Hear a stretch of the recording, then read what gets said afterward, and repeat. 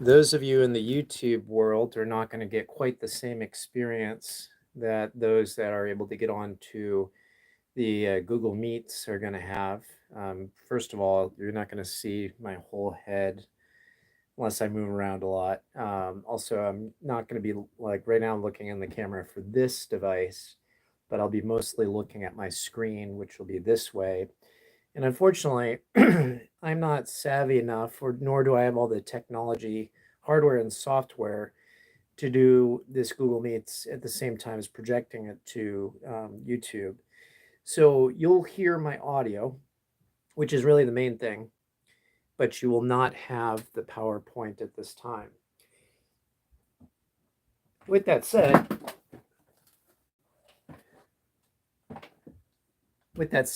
I will likely do this again, but I'm going to go ahead and get ready to start this meeting on Google Meets. So you'll see me doing some clicking, etc. I've posted about this. If you want to get on the Google Meets, the first 100 people that want to get on can. And so I'm going to get this started.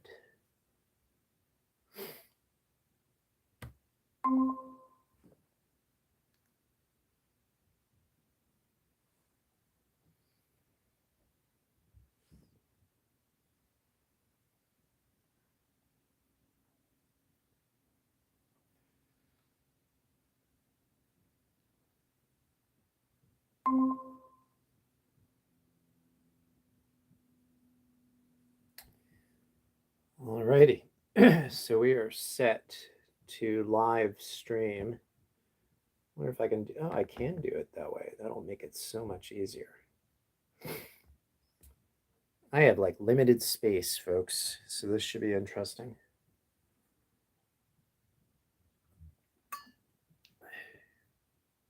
And I don't think I'll share quite yet. I'm going to be ready to admit people. Here, I'm just moving things around. Get things set up here. So how you doing tonight, folks? Hope you're doing well. I may need to arrange a pit stop in the midst of this. Just had some coffee. I don't know what I was thinking. Just a little tired. Anyway, so we're going to be not starting until 8 o'clock. So if you want to join this live on YouTube a little bit later, it's not going to be very exciting. There's no screen to look at compared to the Google Meets. However, if you look at my previous posts, and these are just one-time posts, you can jump on Google Meets. And as I've shared, the first 100 people that jump on Google Meets will get in the meeting. After that, that's the limit for Google Meets. So, and the nice thing about joining through that is that you will see my actual screen and presentation, which will make it that much more interesting rather than just hearing me talk on YouTube, looking at my face, which is not very exciting. So anyway, I'm just going to be sitting here waiting for people to want to jump on. Exciting. What do you want to talk about? I'm trying to think what's going on in the news. I mean, there's obviously a lot. I heard one commentator talk about the fact, we'll see if it becomes reality. He believes that Donald Trump will be perp walked at some point, where he'll be cuffed and walked. All right. I got my first admission request. So there we go. I know this individual. So, and we're just going to be having people come on. And then the presentation will probably start about 8:02, I'm thinking, because I'm going to give people stragglers a little bit of time. Unless we achieve the 100 before that, then I might just go ahead and get started. But yeah, so Donald Trump might be perp walked, which is interesting. I can't imagine they'll be quite so brazen as to arrest Trump, put him in handcuffs, and lead him away to an waiting FBI car. I can't imagine that's going to happen. But we live in crazy times. Um, Saw an interesting article just before I was getting ready to get set up for this that even the mainstream media is acknowledging that the Rings of Power is terrible, and that it's got terrible ratings, and that Amazon is going to eat a lot of money on that. So that's also in the news. What else is in the news? Let me see. I've been following stuff on and off, but today was such a busy day, I didn't really get a chance to pay attention. By the way, if you jumped on YouTube, the actual presentation will start just after 8 o'clock. So I would be on for around 8, unless you want to really just sit here and watch me. I will tell you that if you're on YouTube, you can go to my YouTube channel and look at my posts that I've done. And I've done some in the last few days. And one of them is the link for Google Meets, where you can actually be on this meeting on your device and see my presentation I'm going to be presenting. That will be going up, excuse me, at 8 o'clock. It's a PowerPoint and it's going to be presented from 8 to 10 p.m. You should be able to do that from any device if you want. And that'll make it that much more interesting. So anyway, hopefully I didn't mess that up. Sorry, my wife is trying to text me in the midst of the meeting, even though she knows that I'm on this. But she just wants to make sure people are getting on. So we're going to start seeing some activity. What else can we talk about this evening besides medical mandates? Well, I will tell you this: since I put together this course, there has been some changes. I'm going to try to elaborate some on those as the appropriate slides come up. Some changes to the data, and it's not favorable for those that would like to propose medical mandates. So it's good to see those go away. By the way, I see that my YouTube channel is starting to get some views. I will let you know if you're on the channel and you want to be a part of this meeting. This is a Google Meets, and I'll read it to you in case you can't find the post. So Google Meets, let me see if I can find the number. Yes.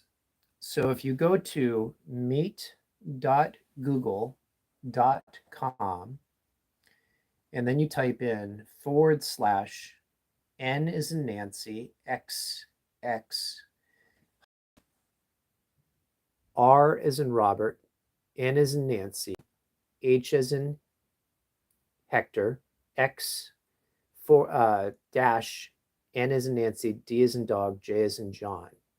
You can get on. Again, that is meet.google.com / Nancy Xavier / hyphen, Robert Nancy Hector Xavier hyphen Nancy David John. And I'll show you, I'll go ahead and on the YouTube, guys, you can tell I'm like really high tech here. I'm going to try to show this so you can see. I don't know if that'll come into focus, but that is the what you would join to get onto the Google Meets. It says meet.google.com / NXX hyphen RNHX hyphen NDJ. And that will allow you to be able to see the PowerPoint presentation, which will be much more exciting than watching me. By the way, if you're on YouTube, I may as well entertain you. Behind me is a painting I made under a great tutelage. I have practically, and my kids will dispute this somewhat, not entirely, but they'll dispute that I have, they'll say I have at least some artistic ability, but frankly, this is about the extent, with a lot of guidance. And in case you can't tell, those are supposed to be trees, and the sun's rising in the background, and there's a pond, and there's a pebble dropped in the middle somewhere. There it is. So yeah, that's about it. I don't have much other artistic ability. This is my ordination certificate when I was ordained as a minister back in the 2001, so 21 years ago. So that's you've got a little history now. And that painting, I think I made that back in 2012 ish. So it's about 10 years old now. So that's about all I've dabbled in. And then I have a poem, What Makes a Dad, posted. So this is my office area where I work. And it's a tearjerker. I'm not going to read it now because I want to cry on video. So anyway, again, I hope I'm seeing that the YouTube viewership is staying about constant. I hope you can join on Google Meets because it would be wonderful. And I've got that posted on the YouTube channel.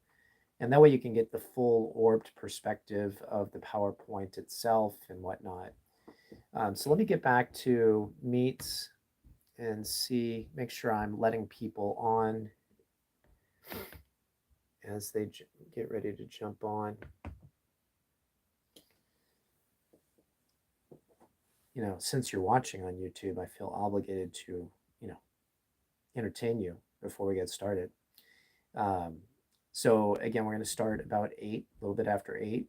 If you want to be on the actual meeting, I should have written it down too and just put a little sticky right in front of the camera so you could see that. But oh well, hindsight's 2020. So if you've got a pen, you can go to meet.google.com/N as in Nancy, XX hyphen, R as in Robert, N as in Nancy, HX hyphen, N as in Nancy, D as in David, J as in John. And that will allow you to get onto the PowerPoint presentation and actually see everything. And if you are on YouTube and you're waiting around, you're certainly welcome to post a comment. I'll be able to see that and pay attention for the time being, and then I'll have to pay attention to the Google Meets. What do you want to talk about?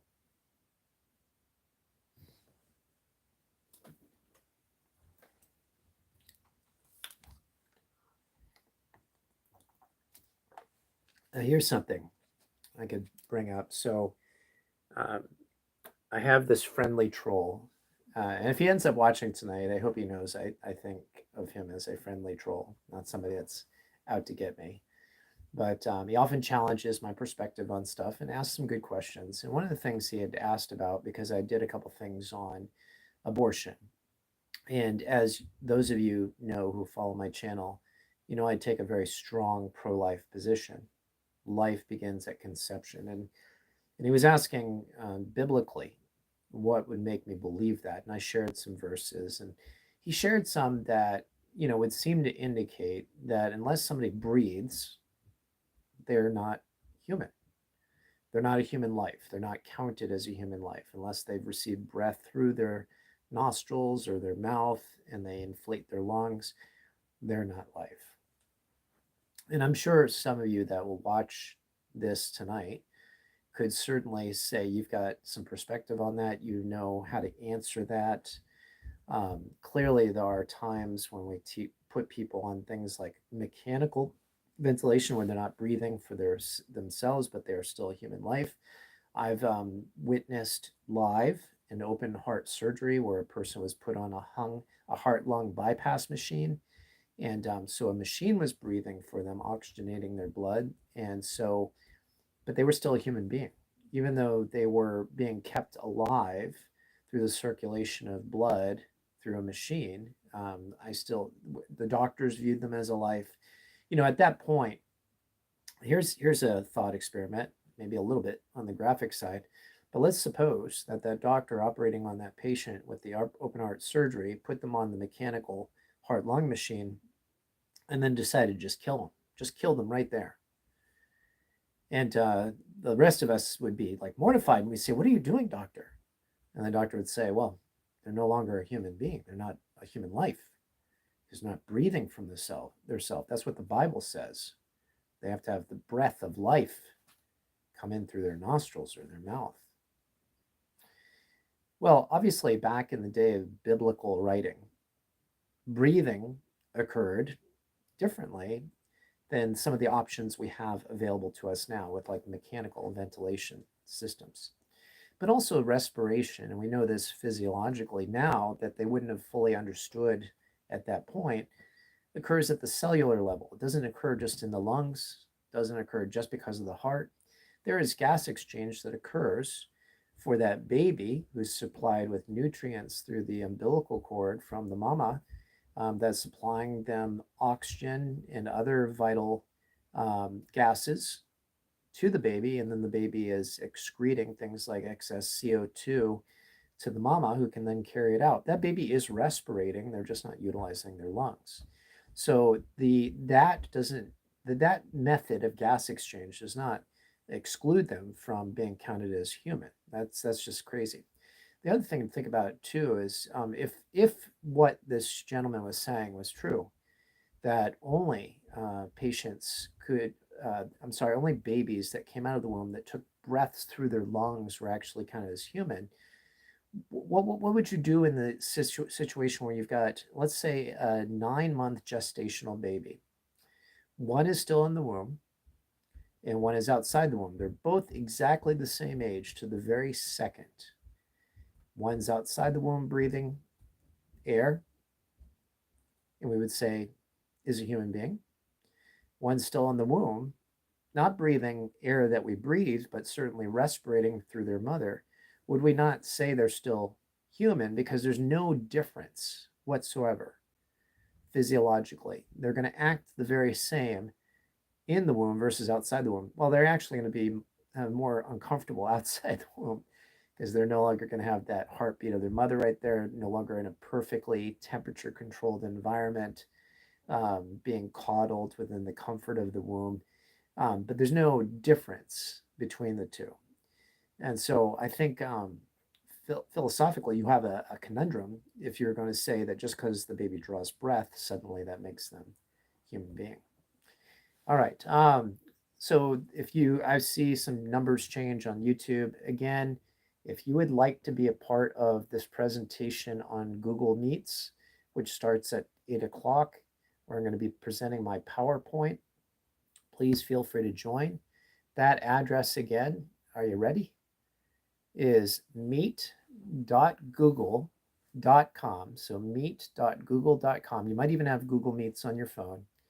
And then you type in the meeting code, N as in Nancy, XX hyphen R. Let me make sure that's an R. Oh, I'm so sorry, guys. No, no, it is an R. Never mind. Thought I messed it up. Okay, let's start over. meet.google.com/NXX hyphen R is in Robert, N is in Nancy, H is in Hector, X is in Xavier, hyphen, N is in Nancy, D is in dog, J is in John. And you'll get a much better experience joining that way than you will get through YouTube. So hopefully this will go well. I have a feeling I'm going to get a bunch of people joining right at 8 o'clock, which will delay us just slightly, but I think I can hit the admit quite a bit, quite fast. Well, folks, I'm going to just step away momentarily, but I will be back again. We're going to start around 8 o'clock.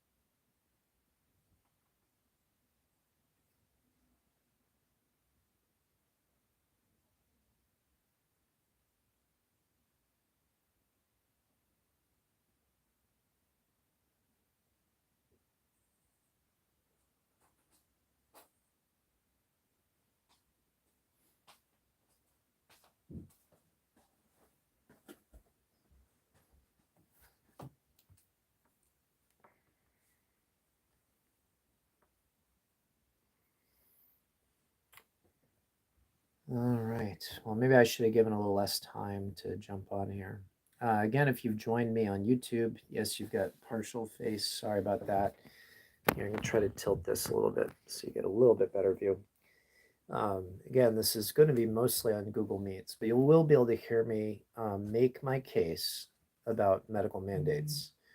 Most specifically, I'm going to be making a case, a strong case, I believe, that it is wrong to force people to get things like vaccines or other medical procedures or force them to wear masks, for example. Um, Now, I, being in healthcare, recognize that there are times when I have to wear a mask um, because the science actually supports it in some instances. Like, for example, if I was with a patient who had active tuberculosis, I would not want to be without a mask or not have them in a what's called negative pressure room. So there are definitely situations where you want to wear a mask. But anyway, the main premise of the course will be that we shouldn't force people to do medical procedures. And I'm going to give you the tools that you can utilize to argue such a case. Boy, I hope I speak better during this presentation. My goodness.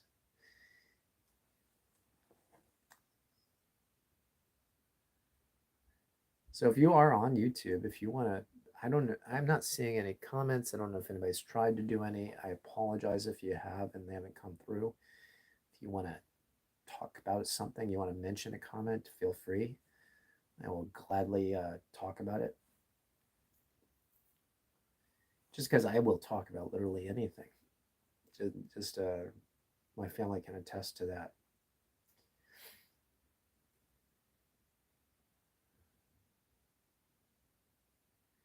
You know, this is about as exciting as watching grass grow. Here, let's do this. Just for a little bit of added entertainment, let's hover over my little MSN. I think this is MSN. Oh yeah, the Death of the Queen. You know, I always kind of liked the Queen, and my family got into watching the show The Crown, and it makes them appear as they are, human beings with flaws, but gives lets you know that they're real people with real struggles, just like the rest of us. But they do have to put up on a stiff upper lip, so to speak. Now, this is an interesting piece of news. Rattlesnake activity in Arizona is about to explode.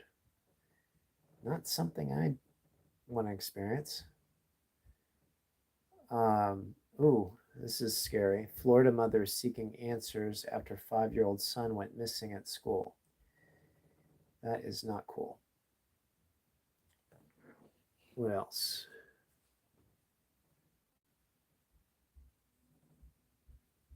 Yeah, cut off that one. And again, if you're on YouTube, this will not be the best option for you. I did post the link for Google Meets on my YouTube channel.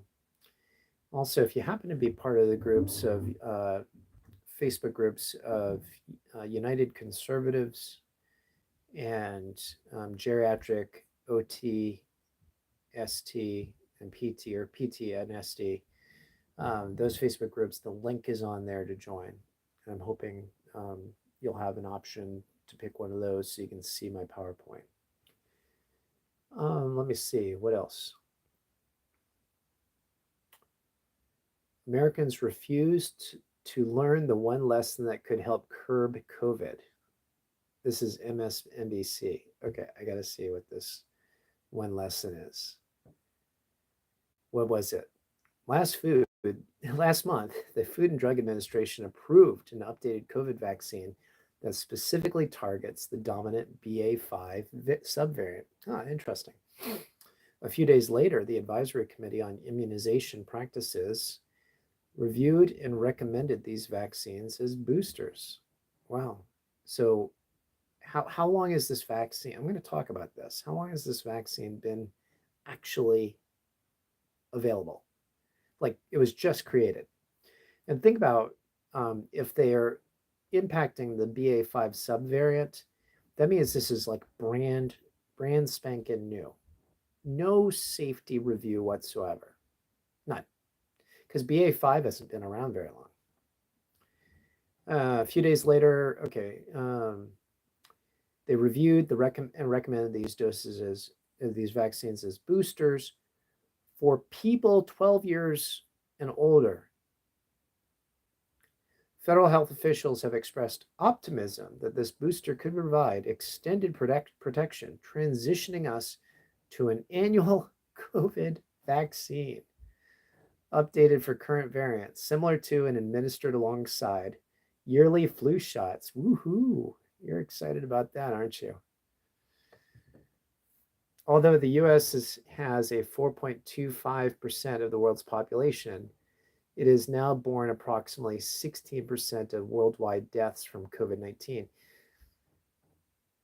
Yeah, I'm not going to trust that stat.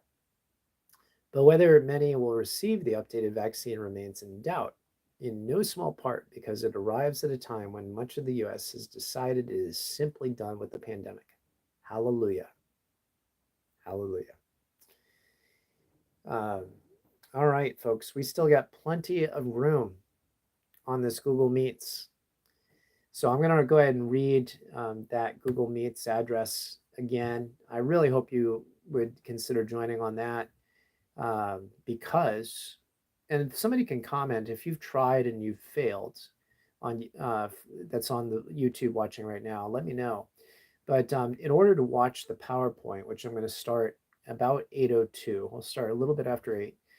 You want to go to meet.google.com/NXX hyphen RNHX. I'm sorry, that's RNHX hyphen NDJ. Again, that's meet.google.com/NXX hyphen RNHX hyphen NDJ. And if you can join that way, you'll get a much better experience following this course. Excuse me.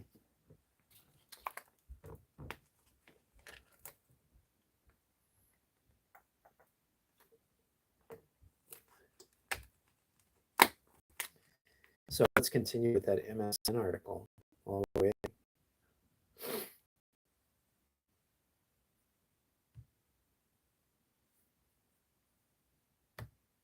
There it is.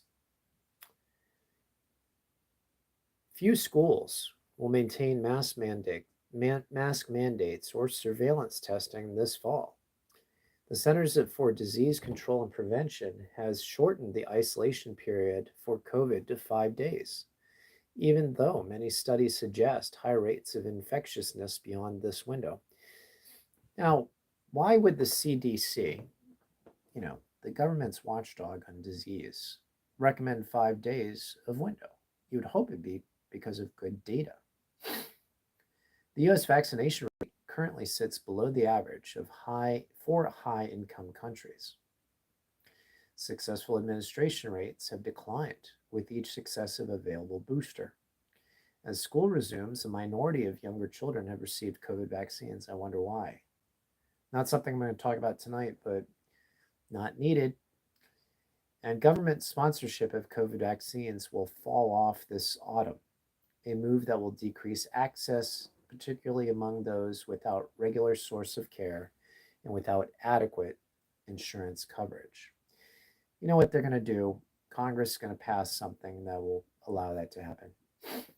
With the current high cost of over-the-counter tests, the uncertain status of future COVID testing supply, the absence of test-to-return policies, the widespread removal of masking and distancing guidelines, the high transmissibility and immune escape of more recent strains, conditions are right for ongoing surges of transmission.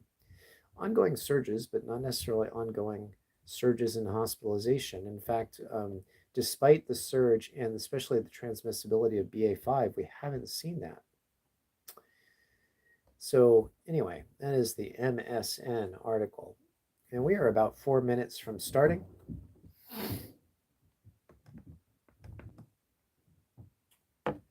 Let's see if we get some more people that jump on.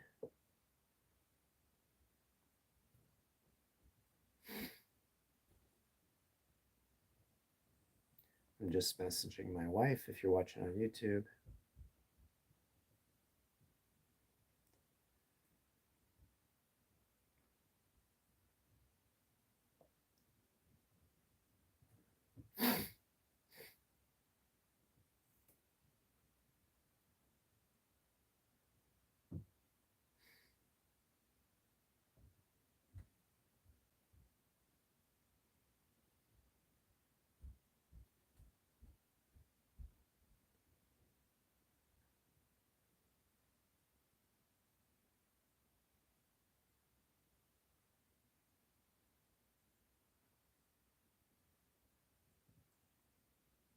Hi, YouTube. We're going to get started soon.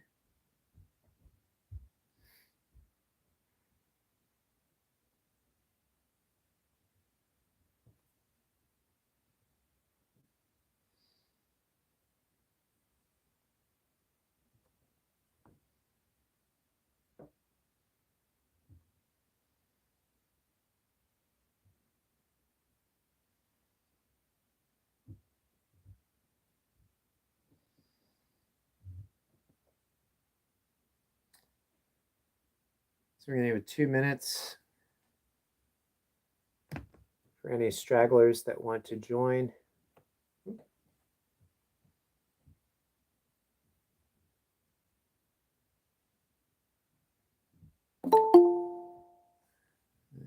I'll admit.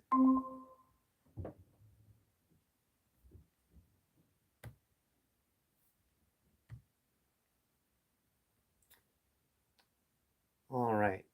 So I've got a couple people on. I'd like you to go ahead and try raising your hand and see if there's a hand raising option, or just give me a wave that. Oh, now I'm seeing comments from my YouTube channel. Tracy, can you give me a wave that you can hear me? Okay, great. Thank you. All right. Well, we'll give it about 1 more minute for stragglers.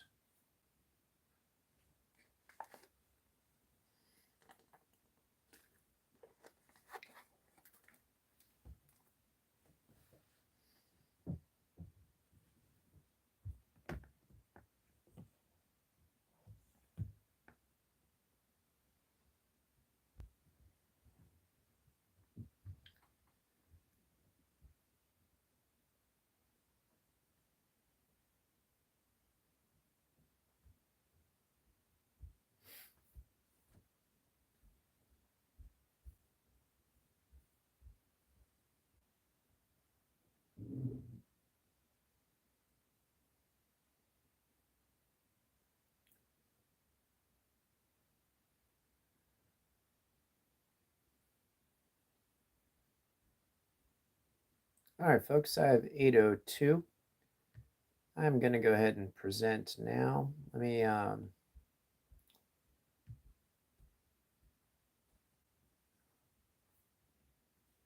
on 1 second.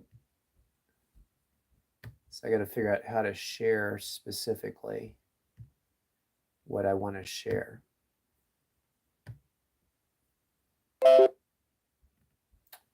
All right, so you should be seeing my screen, and I'm going to get it so that you can actually see the whole thing from the beginning. All right, so welcome to Applied Ethics in Healthcare Medical Mandates. Now, this course was originally designed for the healthcare professional in mind. However, if you're not a healthcare professional, you'll still get a lot out of this, because all the principles of ethics that relate to medical mandates in healthcare relate to normal everyday people who don't work in healthcare. So we're going to proceed. And again, I apologize to YouTube. I can't live stream to that at the same time as I'm doing Google Meets, at least in my capability. So we're going to talk about objectives. By the end of this course, you'll be able to understand how universally accepted ethical standards can address problems associated with worldview biases in discussing ethics. You'll be able to recognize the distinction between law and ethics. You'll be able to distinguish between 7 key principles of ethics and their relationship to medical mandates. You'll describe additional ethical principles relevant to medical mandates. You'll be able to define the word patient and understand how it relates to medical mandates, comprehend how patient rights, as enumerated by the American Medical Association, impact the ethics of medical mandates, and extrapolate that information on how medical mandates related to one disease correlate with medical mandates which will apply to other disease and illness states. So, a little bit about my background. Why am I teaching this course? It was first developed for a medical continuing education company in mind. And what ended up happening was I presented this course to 3 separate companies. One didn't even ask to look at the course content. One, which I've spoken for several courses before, said not interested. A third, which I've taught several courses for, was kind enough to tell me the reason why they weren't interested. And that was because they were afraid they were going to get canceled if somebody decided to, if somebody put this course on their platform, me, because they knew they were going to have a number of people that were subscribers to their continuing education platform protest and try to get them canceled, which we have seen. If you take anything that's considered non-woke or not of a certain line of thinking, you are possibly going to get canceled. So I had put this together for a company that had said they were interested in this course. I'd even presented them the outline. And then after they saw the whole of the course, they said no. So with that said, I decided to just put this out there myself. Now I have done this recording in brief snippets on my YouTube channel in the past. However, I have revised it slightly. I've gone over this several times since, and today will be one cohesive unit. So my background is I graduated in '91 with a Bachelor's of Science in Physical Therapy. I also do have what's called a Master's of Divinity degree. It's a pastoral degree. Part of the study of that was involving ethics, biblical ethics, for example, and worldview ethics. I am a board-certified geriatric clinical specialist for the APTA. What that means is I've got background mostly in geriatric care.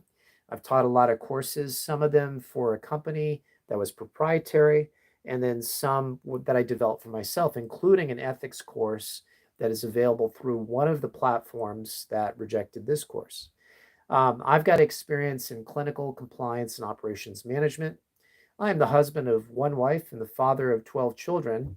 And this last point is important because it is relevant to a point I'm going to be making. And that is, I'm a Christian who believes the Bible.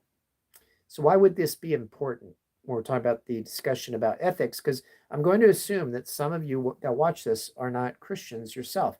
Why would I bring this up? Well, if you could see this slide, maybe I should see if I can show you guys on YouTube. It won't be good, but it'll be something. Let me see if I can do this. Hold on. I'm trying to work some magic. And if I move the water. No, that's not going to work, guys. I apologize. So let me. Okay, you're still there. I thought I was going to be able to balance it, but not. Anyway, why would I talk about my bias as a Christian? Everybody has a bias. All people have what are called worldviews. And it's going to be a particular tendency to believe a certain way with preconceptions that we're going to have. We're going to use those preconceptions to approach everything in our life that is an ethical dilemma. We can't help it. It's just the way we're wired. So how do we overcome bias when we discuss ethics? Because unless we can come to some common ground, I'm going to talk more about that in a little bit, it's really hard to, as a nation even, discuss whether medical mandates are right or wrong. Now, the next slide shows a circle with personal truth in the middle and a big X across that. And what I'm saying about that is this, and there's a reason for this being here. There is no such thing as personal truth. There is one truth, folks, one truth only. there's three options when you have people that are arguing points that contradict each other. Three options only. Both are wrong. One is telling the truth, or the other is telling the truth. Those are the only options you have. So I can't have my own version of the truth, and you be fine with that. So I can't both say, for instance, well, I'm just going to stay out of religion, so I don't tick off anybody watching this. But the point of the matter is, we can't have completely opposite points and say they're both true. So what we need to do is get to the bottom of the truth of medical mandate ethics and see what we can agree upon. There's some examples of actual truth, subjective truth. So for example, the clear sky on a sunny day is blue.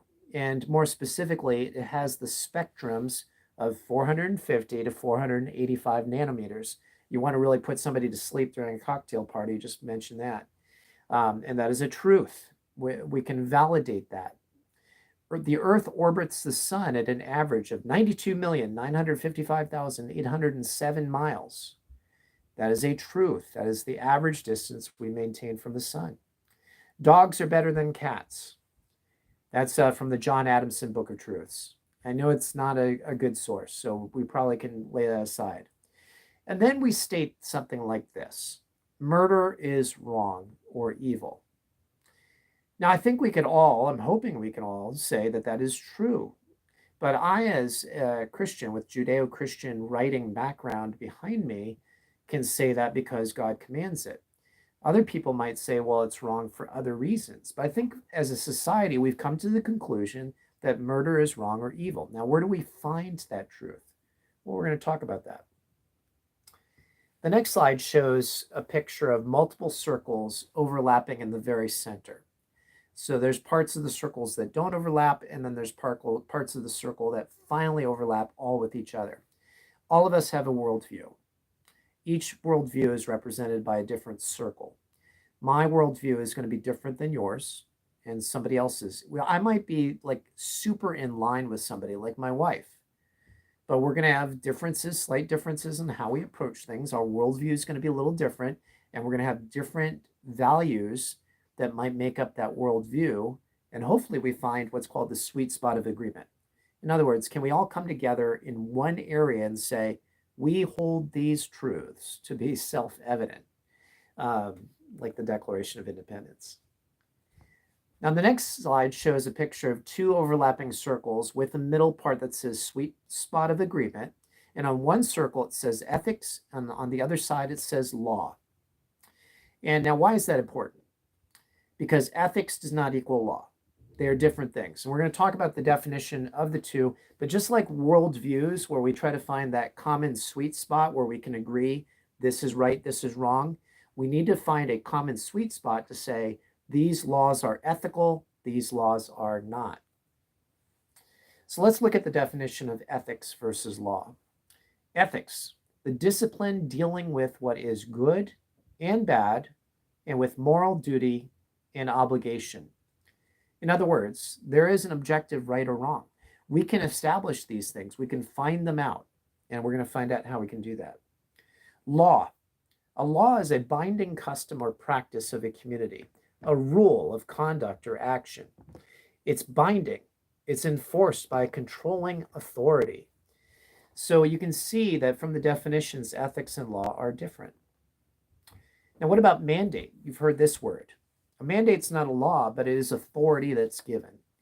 Authority given generally to somebody that's elected, government, and they, based on that mandate, can perform an action, just like a law can be enforced. So if you speed, a police officer pulls you over because that's the law. Government mandates something, and you're supposed to comply because they've been given that authority by the government, and we elected them, yada, yada, yada. So what are some of the mandates that we've seen that have happened during this pandemic? Well, one of the things we've seen forced in some sectors is forced medical procedures. And you can't tell me we haven't been forced already, because we've seen, for example, in the military, a lot of military personnel were let go because they did not get the jab. That was an enforcement of a mandate upon them. Job restrictions, just like I mentioned with the military, we started seeing companies requiring mandated vaccination for their employees and were let go. In fact, a lot of healthcare workers in the state of Illinois were let go from a very large healthcare system there, and they ended up suing and winning for wrongful discrimination, which was wonderful. Travel restrictions. I don't know if you followed what was going on up in Canada, but you had non-vaccinated truck drivers who were being told they couldn't drive to certain provinces and deliver goods. And this was creating tremendous problems for Canada, finally culminating in the trucker convoy you may have seen in the news. And then community participation restrictions. Um, I'm going to talk a little bit about harm later on. And one of the harms we've seen is social. And whether it's become legal or it's become just social, let's face it, some people have been ostracized because of their stance against medical mandates. In fact, I have a friend who was told in no uncertain terms by her son that she could not come visit their newborn child, her grandchild, I can't remember if it was a boy or a girl, because she was unvaccinated. So we've seen community participation restrictions mandated in this case by a family member. So for the purpose of this course, what we're going to do is we're going to equate law with mandate. We're going to say those equal each other because, frankly, mandates have been given the force of law, as we've seen enforced, especially by the federal government. But the big thing we got to remember is law does not equal ethics. So they don't necessarily equate. However, before I jump to the next slide, I am going to talk about this. You can and you must legislate ethics. You may have heard people say, well, you can't legislate morality. But you do. You always do. And I'm going to show you some examples of that. For example, ethics in law. We know, those of us that are older, we used to have the 55 mile per hour maximum speed limit. And then that's been increased over the years. But we were told 55 saves lives. I don't know if you remember that. But the ethics behind that law was speeding is dangerous and can cause injury or death. Therefore, they made a law saying no speeding, or you get tickets, you have your license suspended, or if you're speeding bad enough, you can go to jail. How about murder? Murder is wrong because it denies a person their greatest possessions of life, liberty, and the pursuit of happiness. We could say more than that too, but that's the ethics behind it. It is a moral wrong, and therefore we have laws that you can't murder or you're going to face prison or the death penalty. So we have law and ethics overlapping quite a bit. So just remember, law does not equal ethics. Am I going the wrong way? Yes, I am going the wrong way. There we go. Now, there are some examples of laws that were morally problematic. So, for example, and I've got pictures up on the slides, which again, if you've seen my YouTube channel before, you've seen these slides or something like this. It's better now. But anyway, Jim Crow laws.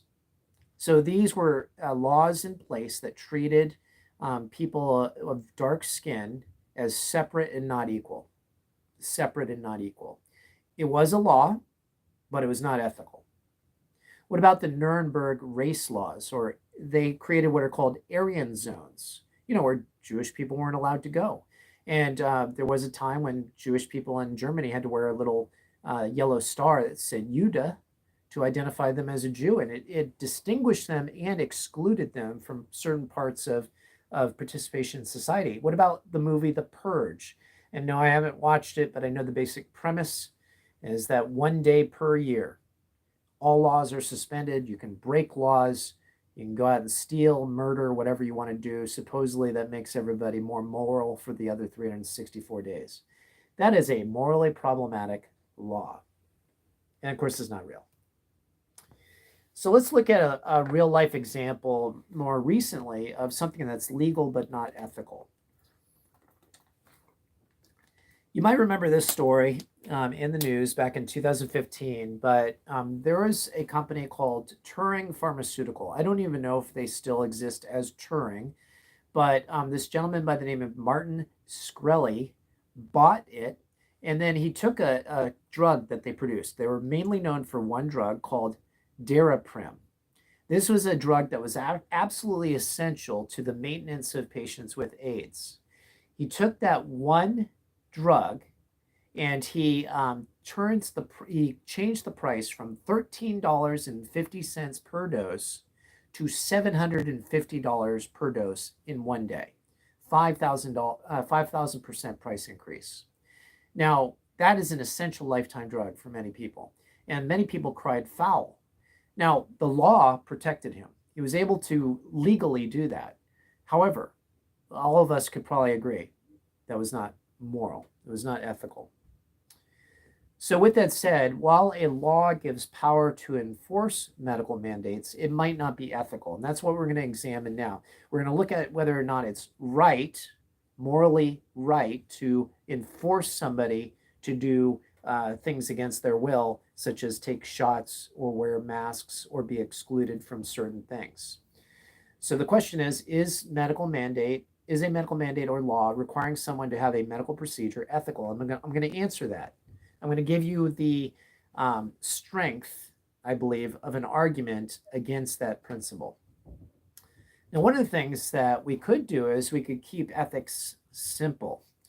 So one of the things that spurred this course, I was already starting to formulate this course in my head, and it was during the time when they were talking about mandating the public to get the vaccine. And there was a news company having a newscast where they invited on the American Medical Association's chief ethicist.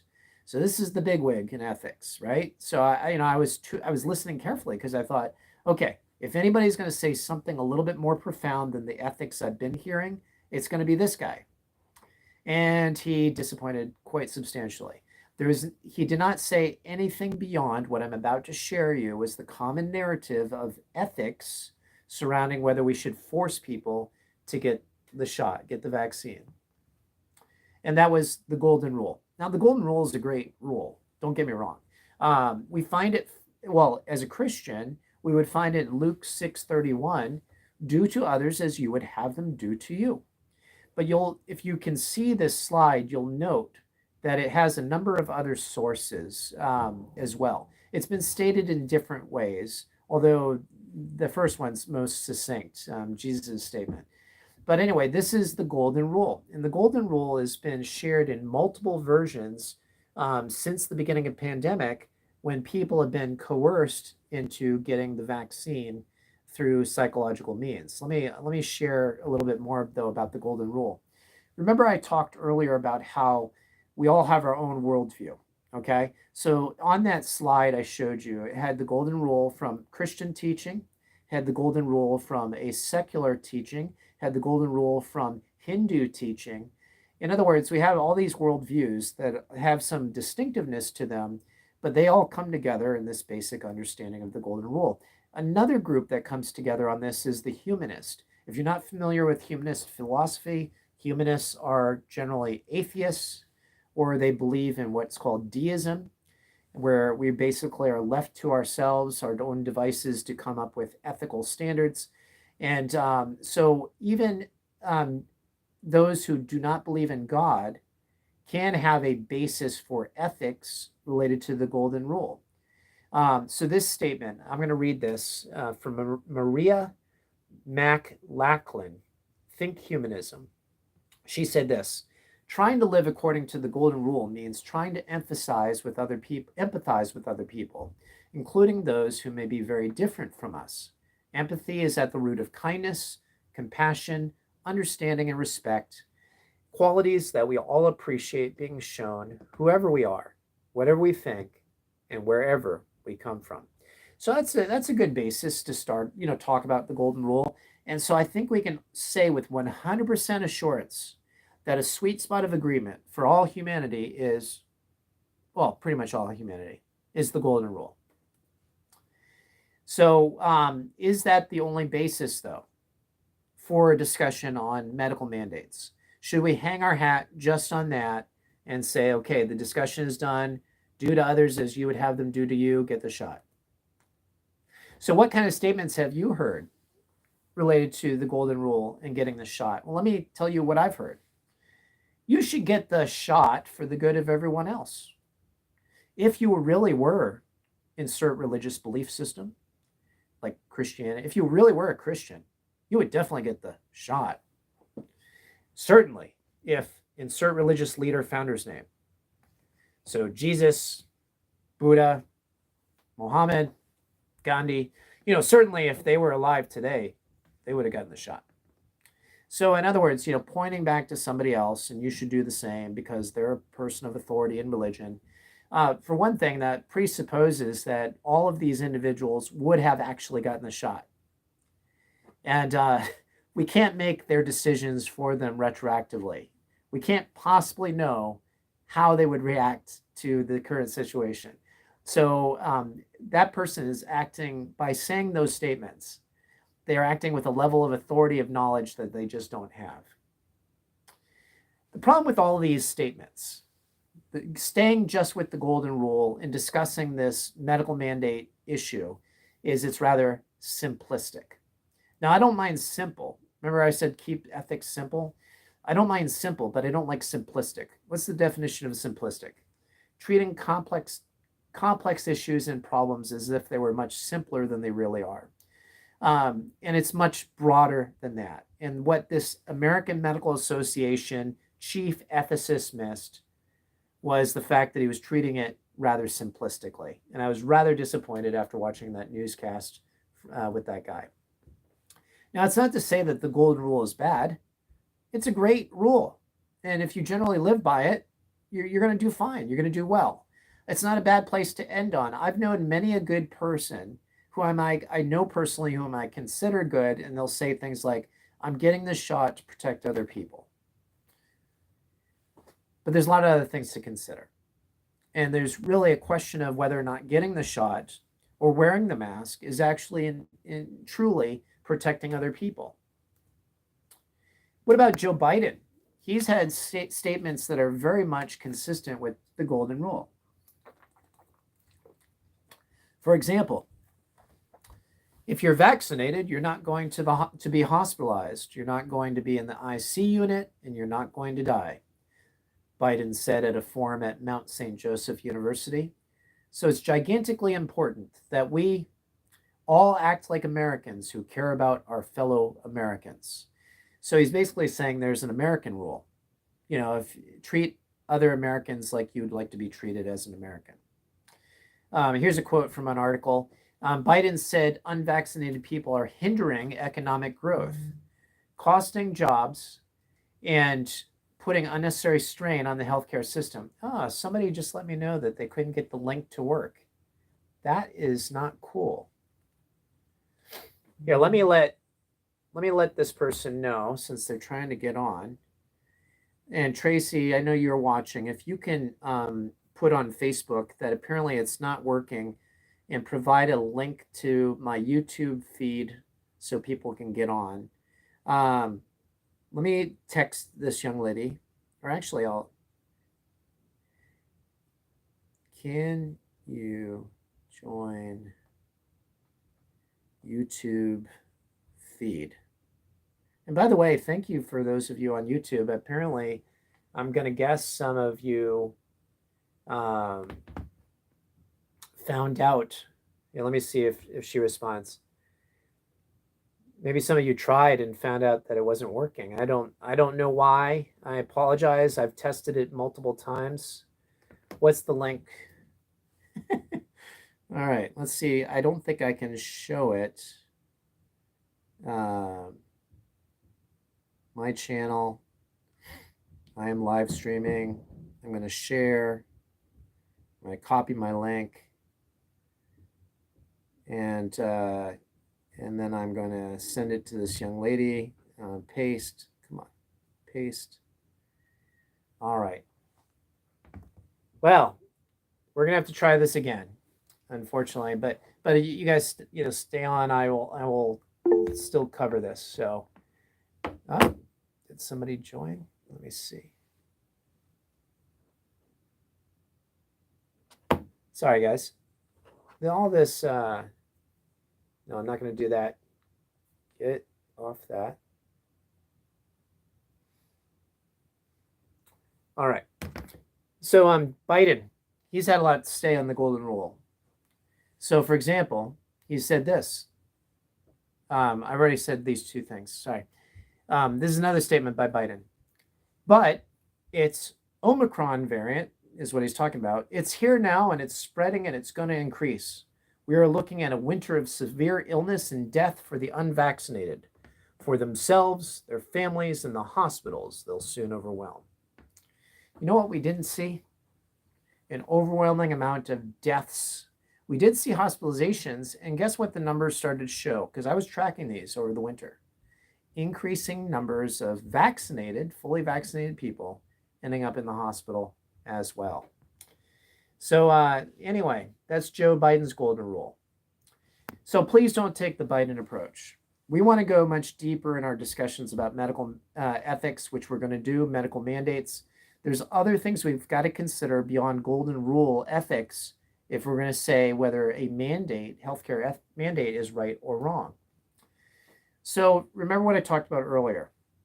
You've got the circles which represent your worldview.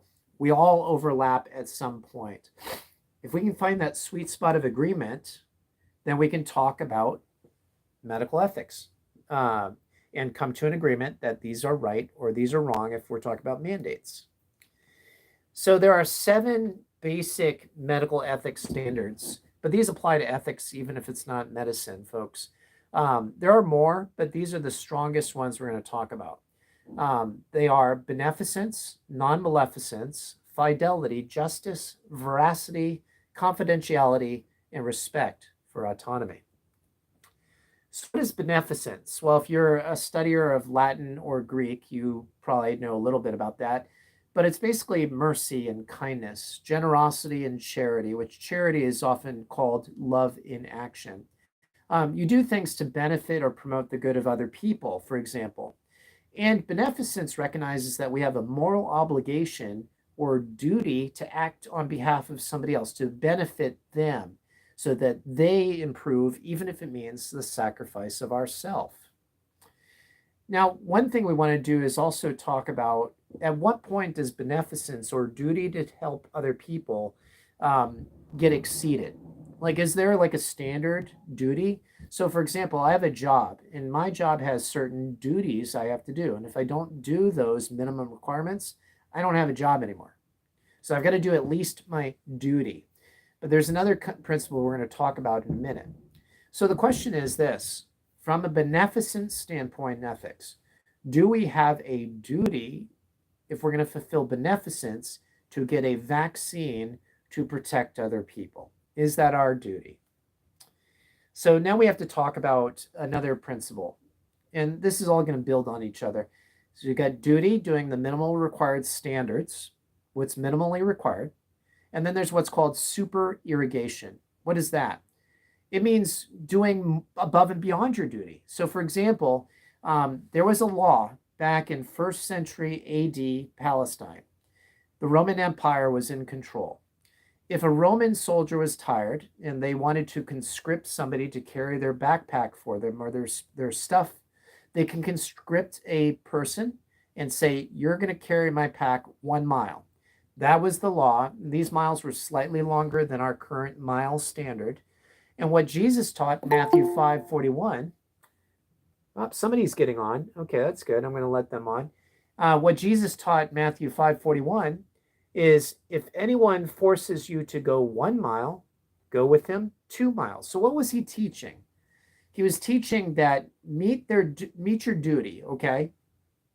But go beyond the duty. And that's an offering of grace, and that's a whole theological discussion right there. So do we have a responsibility to be beneficent towards other people by taking a shot, even though it's not really required of us?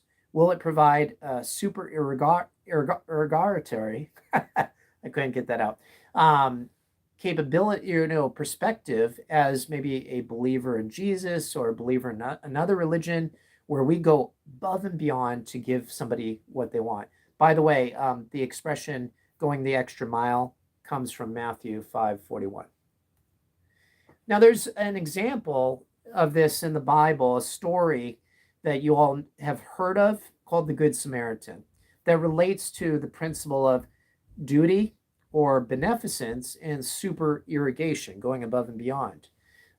So I'm going to just highlight this story. No, I'm going to read it real fast. So Jesus was asked, who is my neighbor? And who am I supposed to love, basically? And so he responds this way.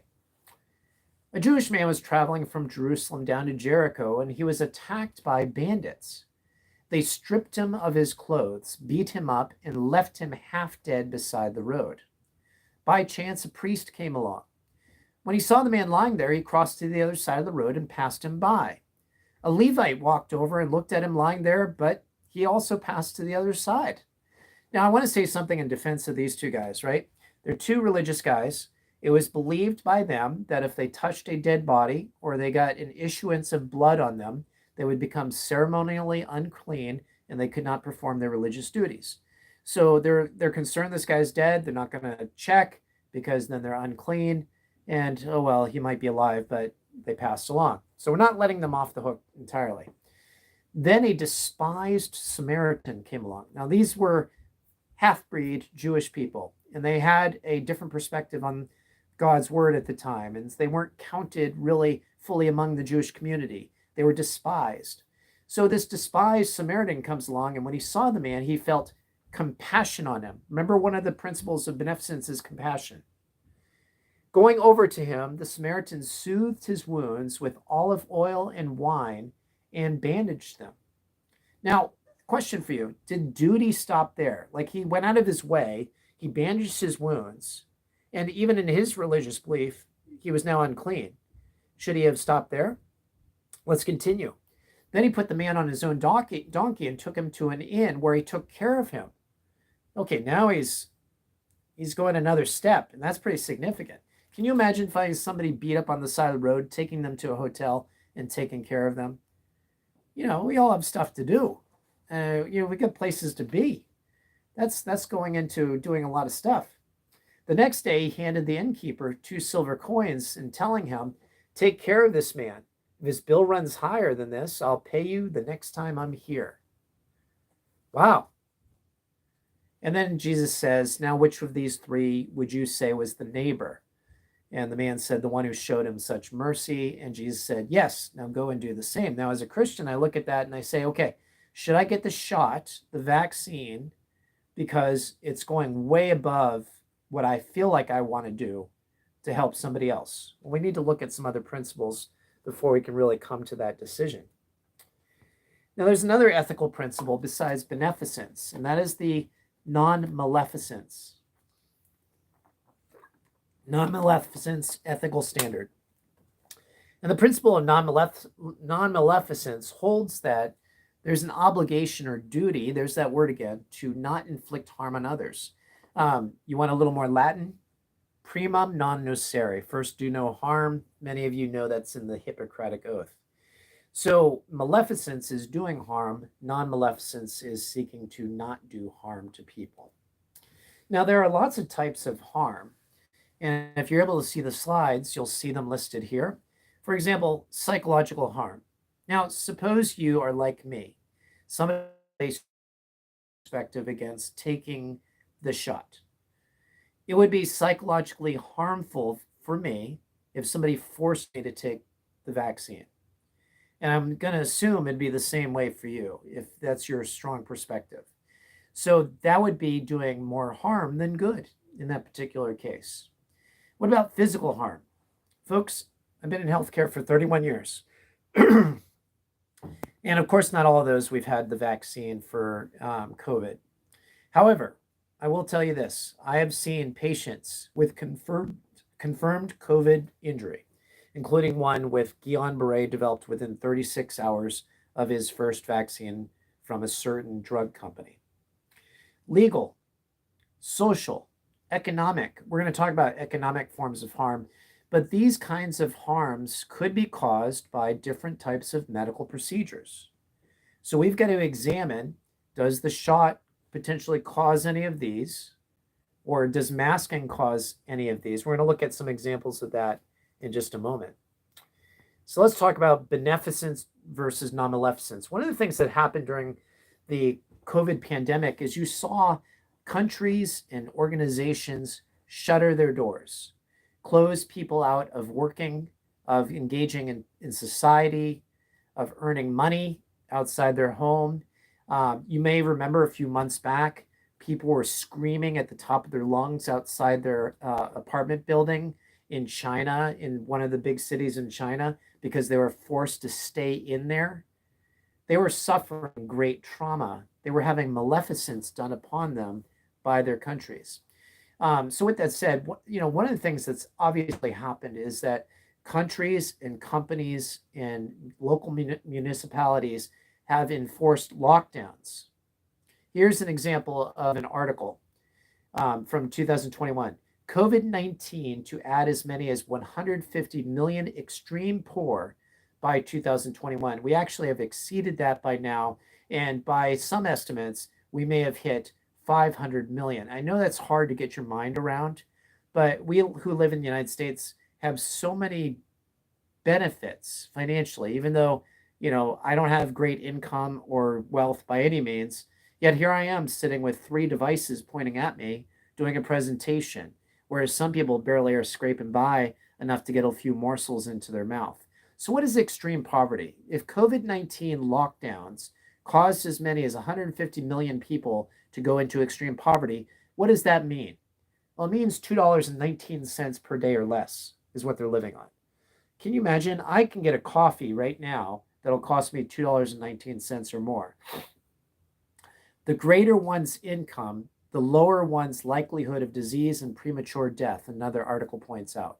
So you add these people, these 150 million people, to destitute poverty. What's going to be the outcome? It's going to be a massive increase in all factor comorbidities and mortality. What was the worldwide death as of the beginning of this year from COVID-19? It was at 5.46 million. That's a lot of people. But we also know that studies have shown that not all of those people died from COVID as a primary disease.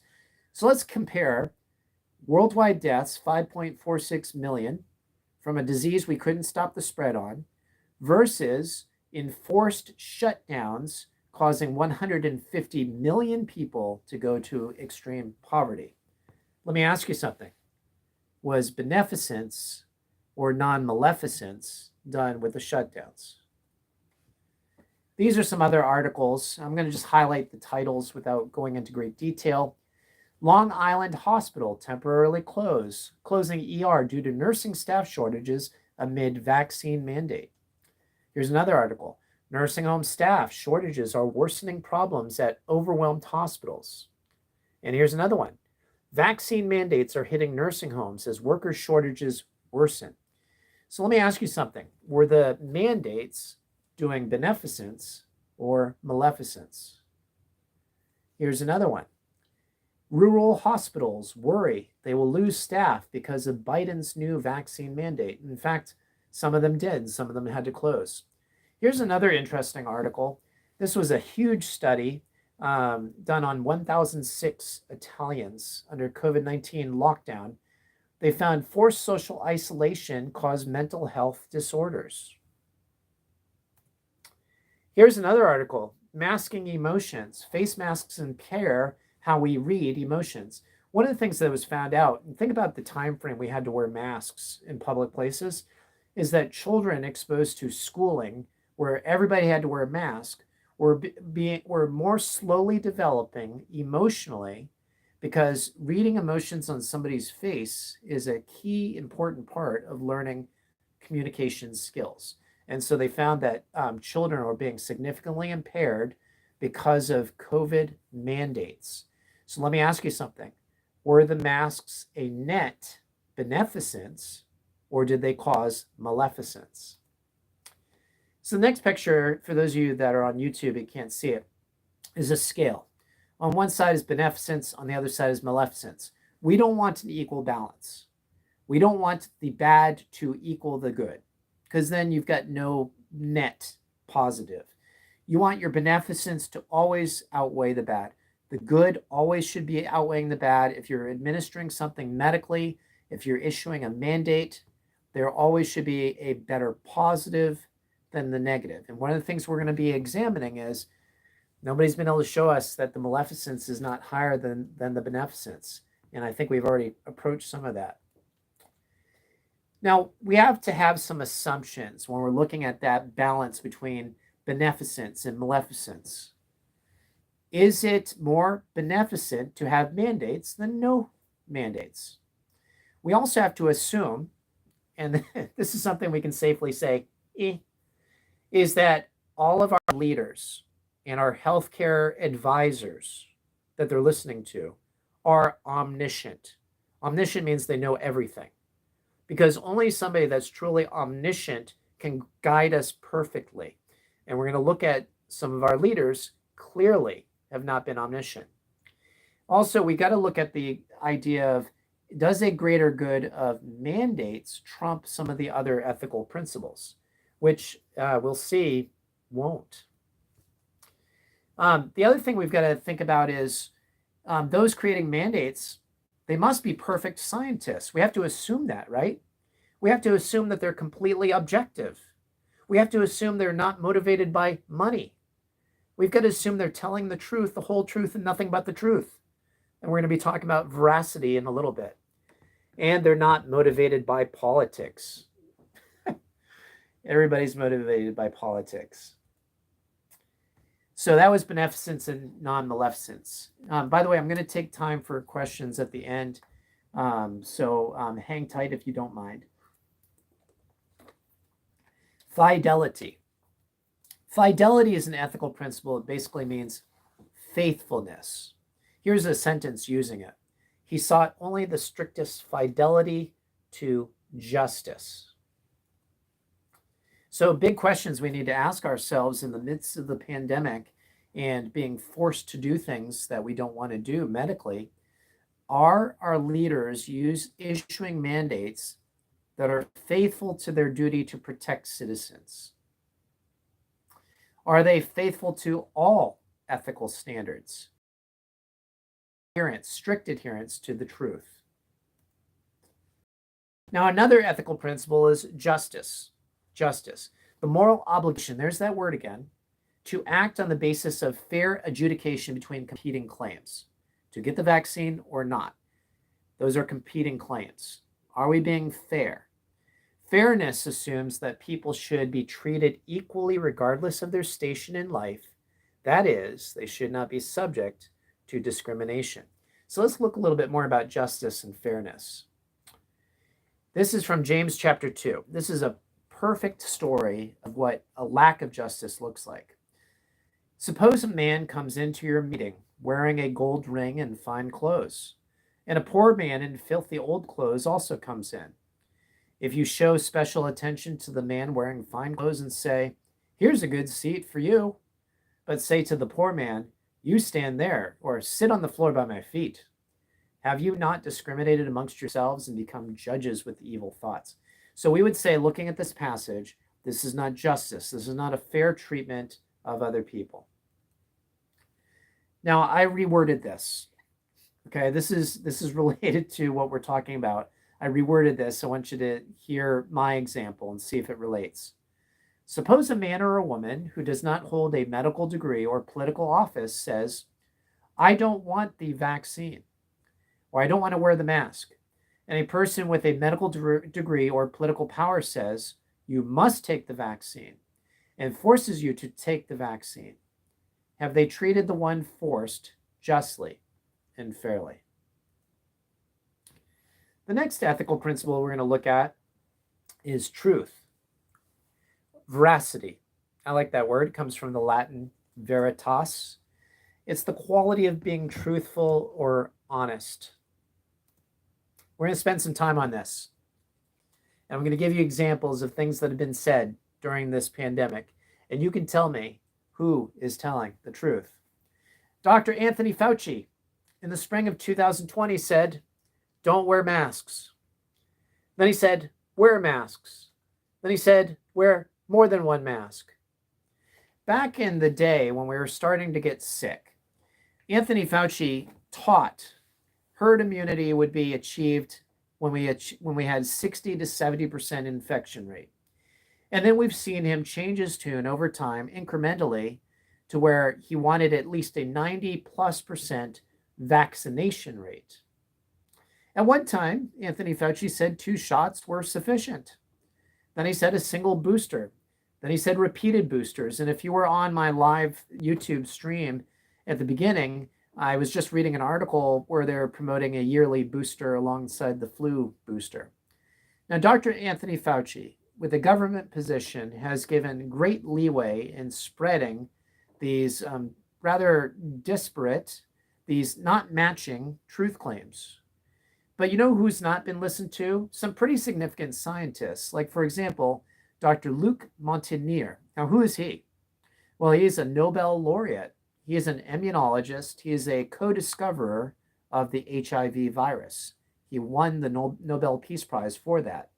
One of the things that he's pointed out is that he's very concerned, based on some of the data he's seen, about antibody-dependent enhancement. In other words, some people getting a vaccine in the midst of a pandemic can get an accentuated infection from COVID. In other words, they get COVID, and because they also got the antibodies from the vaccine, it doubles the effect, or it creates a much enhanced effect, causing them to get much sicker.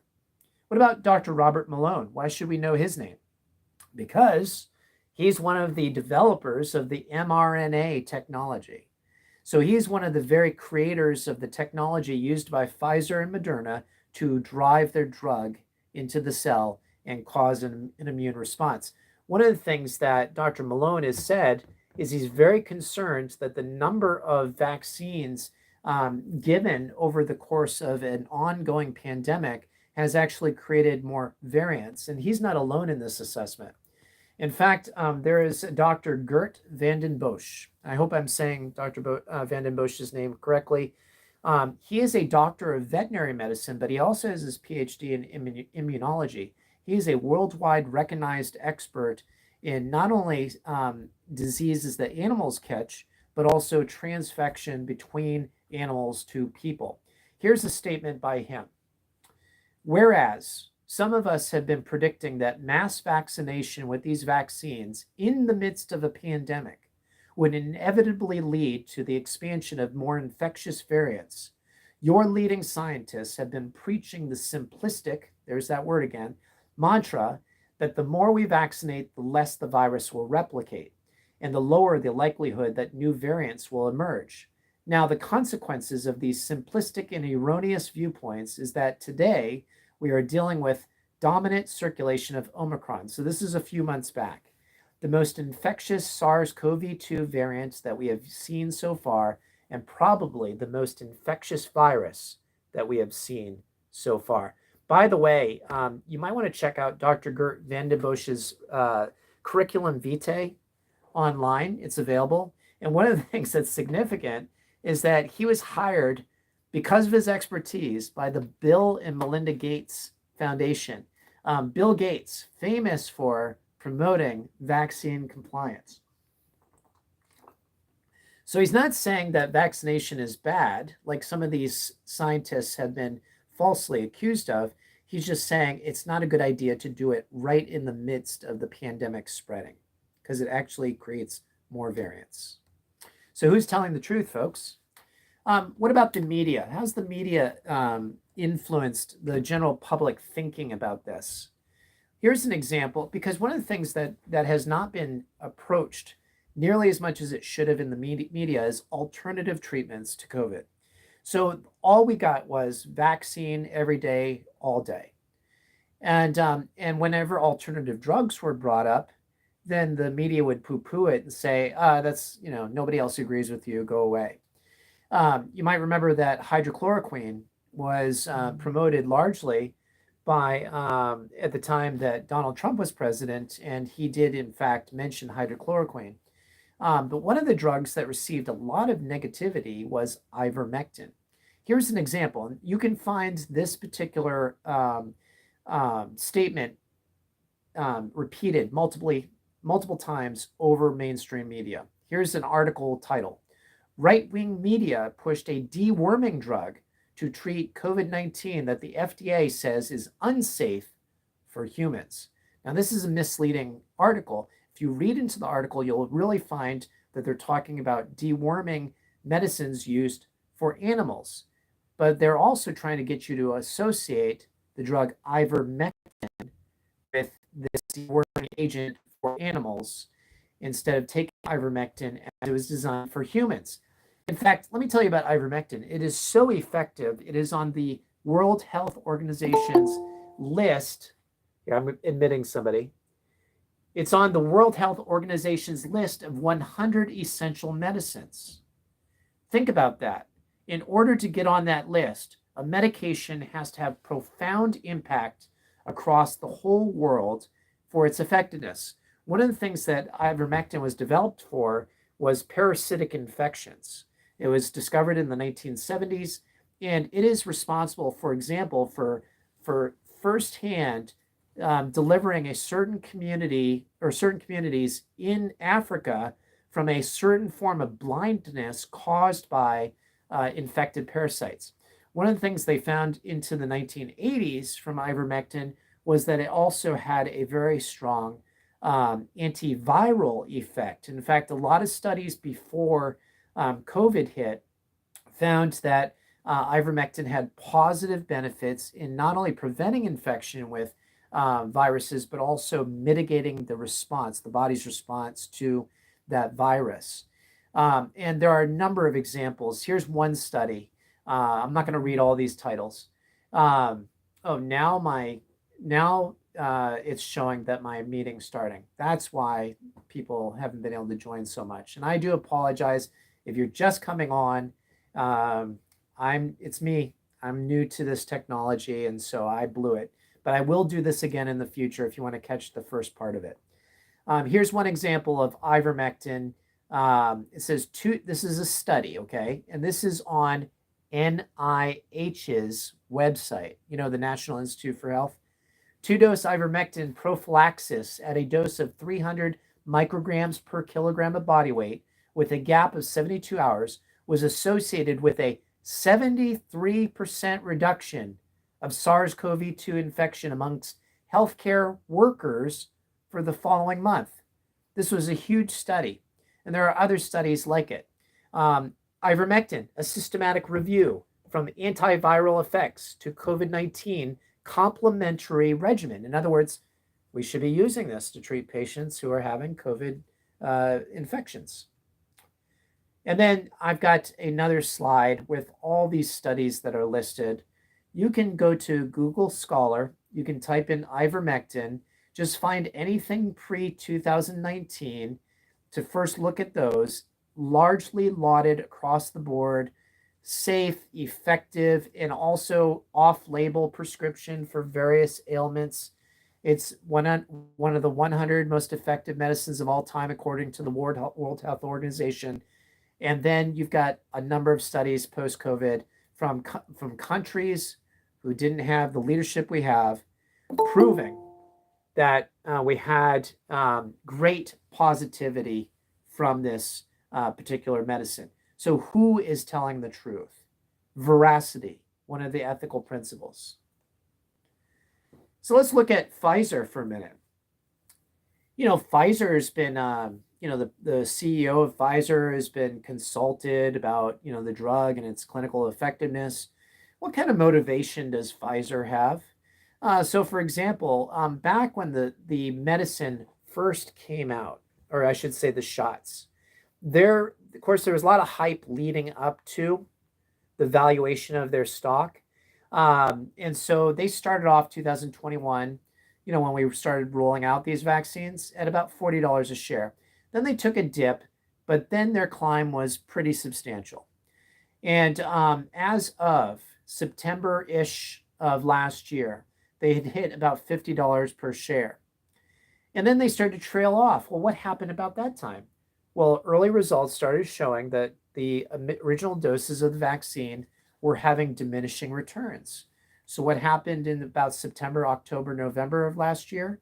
We started getting the first of the boosters. What happened at that point? Pfizer stocks went up again. And at the end of the year, they were worth about 55. I don't have more current data, unfortunately. Should we trust Moderna to tell us the truth? Moderna, using somewhat the same technology. In fact, they were a technology company. They were not a pharmaceutical company, by the way. Their stock back in January of 2021, they're telling people, hey, we're rolling out this Moderna vaccine. And so you're already starting to see their valuation go up. They were trading at a high of 185.98 per share. Now, or I should say December of 2021, again, last year's data, I'm sorry, they were at 278 as a high. And one of the things that you can see from Moderna, which is concerning to me, and I don't know a lot about trading, but I know some things. You tend to see large volume trading when people are selling, and then it tapers off when people hold the stock. What are you seeing now? More currently, or I should say the end of last year, people were holding stocks, so they weren't trading as much because they were expecting the valuation to go up. Who's telling the truth? Should we just believe Moderna and Pfizer? Maybe we should believe Moderna, because the head of Moderna has said some things that Dr. Anthony Fauci doesn't like. Here is a quote from an article, and I've got all the references, by the way, if you're interested. This is from Reuters. If you message me, I will send you my list of references for this, which is rather extensive. The head of drug maker Moderna said COVID-19 vaccines are unlikely to be as effective against the Omicron variant or of the coronavirus as they have been previously, sparking fresh worry in financial markets about the trajectory of the pandemic. Kudos to the Moderna CEO. At least he was being honest. And here's a direct statement from him. There is no world, I think, where the effectiveness is the same level we had with Delta. Moderna chief executive Stefan Bancel told the Financial Times in an interview. He was honest. Now let's look at a statement made concurrent to these by Anthony Fauci. Omicron can evade the protection initial vaccines give, but boosters increase efficacy and better protection against the newest variant of concern, Dr. Anthony Fauci said Sunday. And that was an ABC News article. So in other words, Moderna's chief executive, at the same time he's saying Omicron's not going to be affected by this vaccine, Anthony Fauci is telling us otherwise. Who is telling the truth? Here's another statement by the chief medical officer of Moderna. He said it would take 3 months. This is concurrent with Fauci. It would take 3 months for Moderna to produce a vaccine specifically targeting Omicron.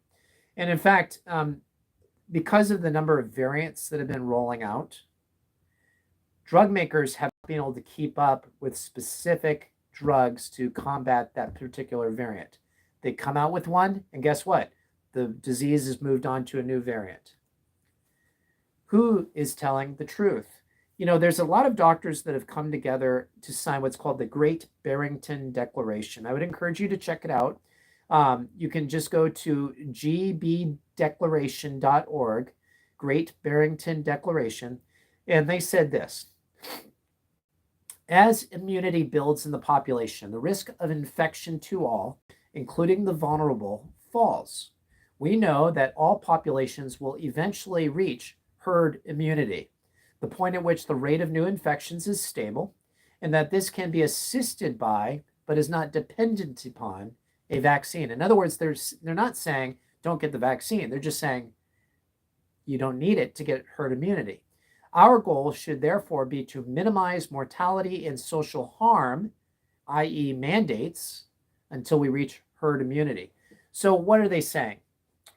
There's going to be a point at which everybody's been exposed to it. And in fact, the National Institute of Health CDC recently stated that they believe we're about 95%.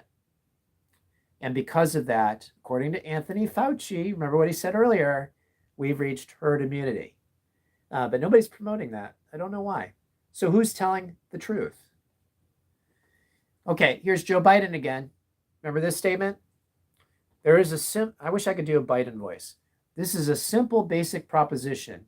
If you're vaccinated, you're not going to be hospitalized, you're not going to be in the IC unit, and you're not going to die. You know what I had? And I didn't have a lot of post-COVID patients because I stopped doing general patient care around that time. I had a patient who ended up in the IC unit on a mechanical vent because of a vaccine, confirmed vaccination injury. So if you're vaccinated, Joe said, that wouldn't happen to you. Who's telling the truth? What about Pfizer? Let's go back to Pfizer for a minute. Here's a news article. Pfizer lawsuit spotlights ethics of developing world clinical trials. Read that article if you get a chance. The Justice Department announces the largest healthcare fraud settlement in its history. Pfizer to pay $2.3 billion for fraudulent marketing. Oh, that's a little bit concerning. In fact, if we look at Pfizer's history of being sued by the federal government, we find that they have a top 5 offense groups, meaning things that they've violated legally. They have over $5 billion in safety-related offenses. Safety. Didn't we get told that the vaccine was safe and effective? Healthcare-related offenses, government contracting offenses, over $1 billion. What kind of secret deals has Pfizer been making? Did you notice Moderna started to fall by the wayside? And really, you only hear a lot of talk about Pfizer at this point. Competition-related offenses, environment-related offenses. So who can we trust? Who's telling the truth? So what about this? You might not have known this, but hospitals get paid more for COVID admissions. I don't know if this has changed recently. That incentive may have stopped as the numbers have gone down. But initially, the government was paying, if you had a primary diagnosis of COVID, your hospital stay was getting paid at a higher rate. So hospitals were making big bucks. I mean, of course, they had to pay their respiratory therapists $100 per hour to work with these COVID patients, but they were making big bucks by getting that COVID diagnosis on there. And then this, $9,000 in funeral expense reimbursement if your death was by COVID. This was, I don't know if this is still going on, but it was an incentive that if you had a diagnosis of COVID and you died due to that, you get to get that money, or I should say your family does. And I do know anecdotally, there was examples of patients, of family members begging the doctors to please put the COVID diagnosis on their death certificate so that they could get this reimbursement to help with funeral expense. Who is telling the truth? Another way that they lie, I'll just come out and say it. There's no easy way of saying it, is lie. Is they affect your perception of the truth too. You know, what I'm about to say is all true, but perception of truth makes us wonder what the balance of risk and benefit is. And this is just a for instance, okay, but I'm very close to the actual numbers here. Suppose that, and these were stats at the initiation of the disease back in early 2021, when things were really ramping up. Suppose that 98% of a given age group who did not get vaccinated ended up in the hospital, ICU, or died, or I'm sorry, did not end up in the hospital. So 98% of people who got COVID without the vaccine were fine, and 2% ended up in the hospital, died, ICU, whatever. But 99.9% of people who got the vaccine were fine, they said. And they didn't end up, now that's no longer true, but that's what they were telling us at the beginning. And they were fine. So what is the actual percentage difference between those two groups? 1.9%, right? 1.9% difference, actual percentage.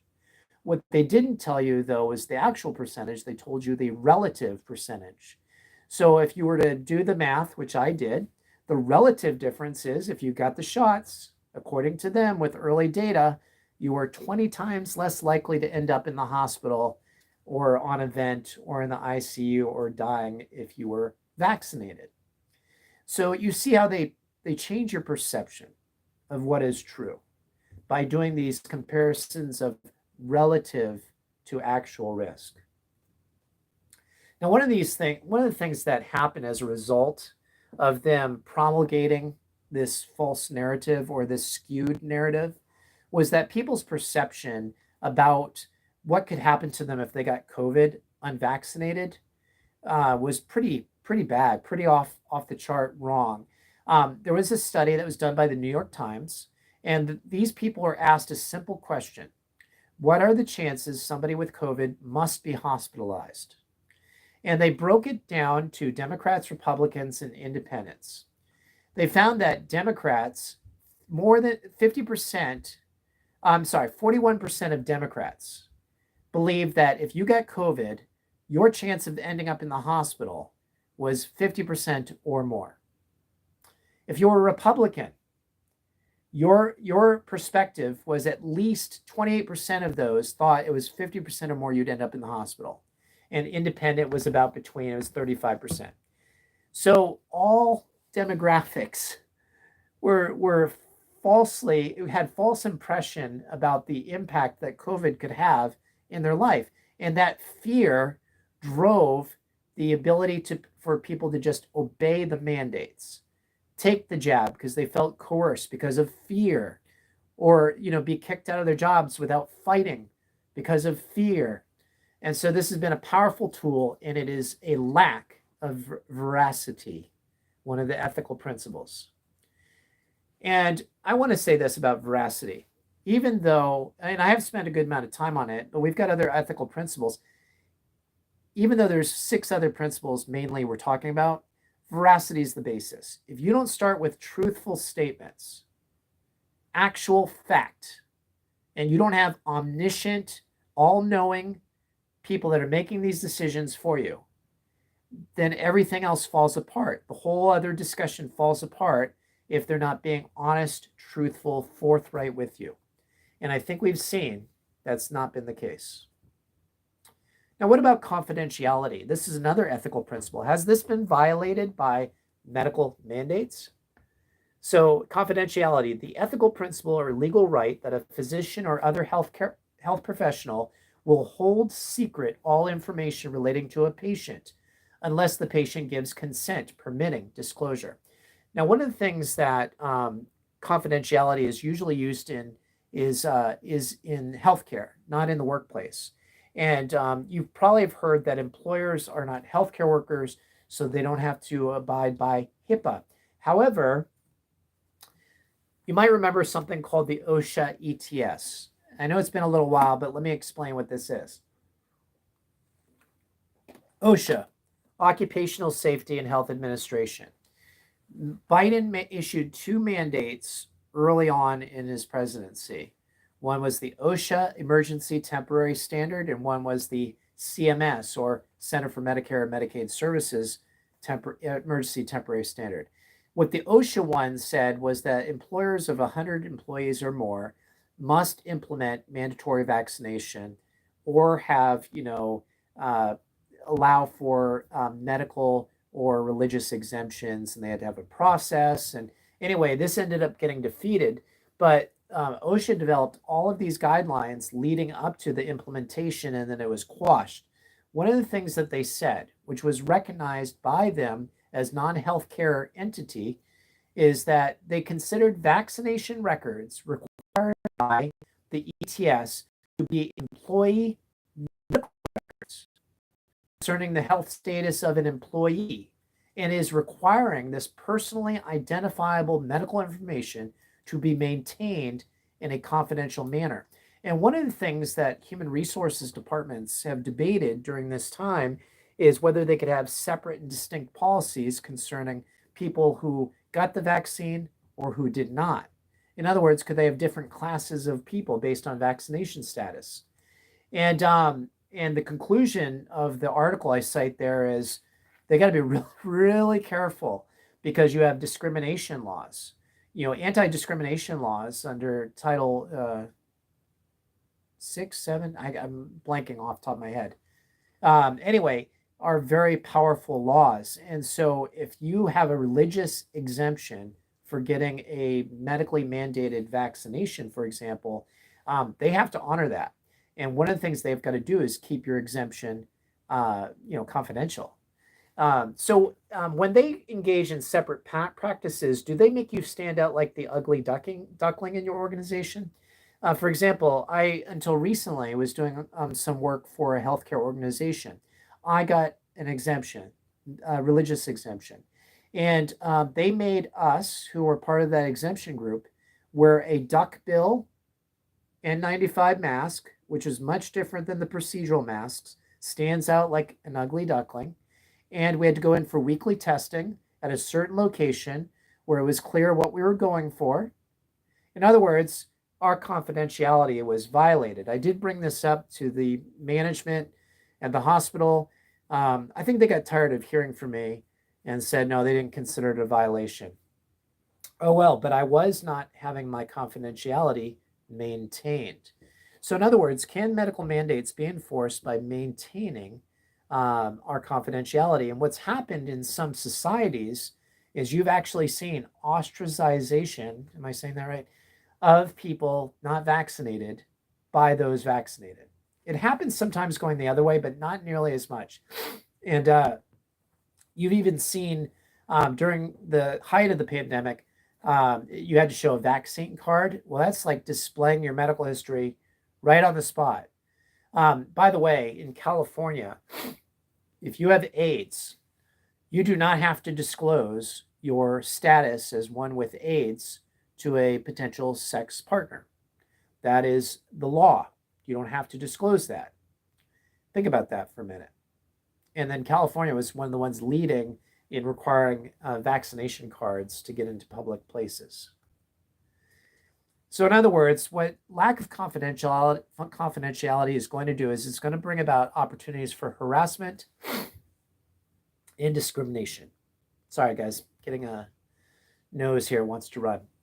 All right, let's talk about our last main ethical principle, but then we have a few other things to discuss. Let me check time here so that, what time have we got?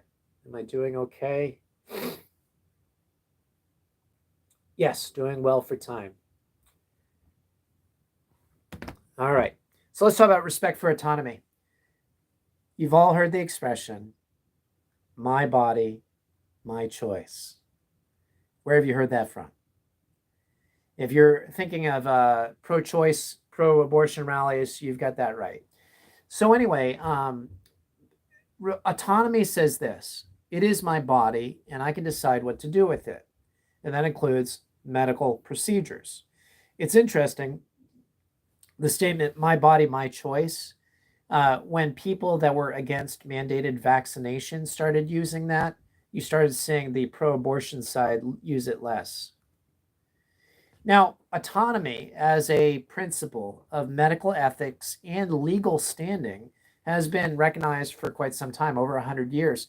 This case back in 1914 with the statement from Justice Cardozo was this: every human being of adult years and sound mind has a right to determine what shall be done with his own body. You might want to try this little search. So I mentioned Google Scholar earlier. If you go to Google Scholar and you type in ethics plus autonomy, at the time I looked it up, there was about 2,460,000 results just on that one topic of ethics alone, autonomy.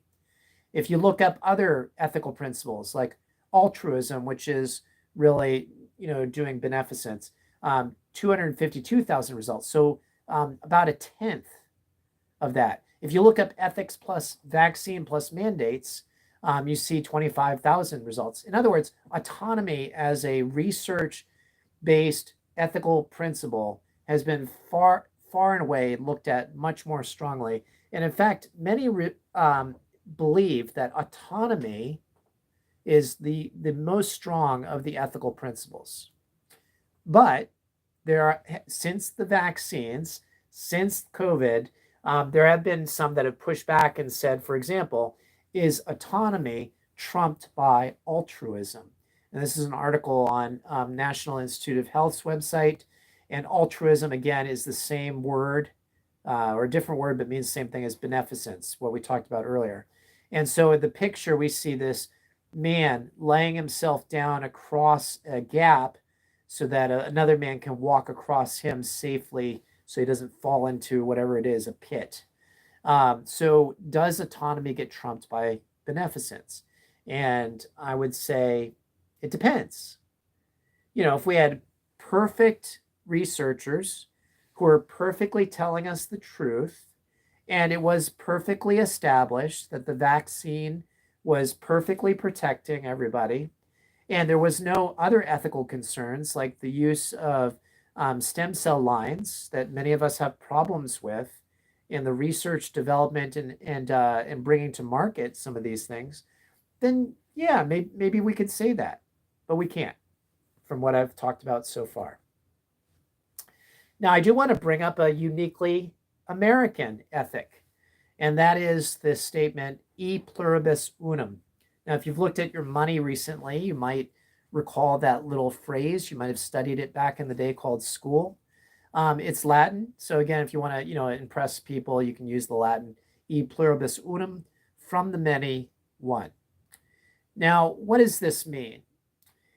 In the United States, we recognize from our founding that it was important not to go the way of a place like, at the time, Great Britain, where they had an absolute monarch. Or in a modern context, we could say Kim Jong-un in North Korea.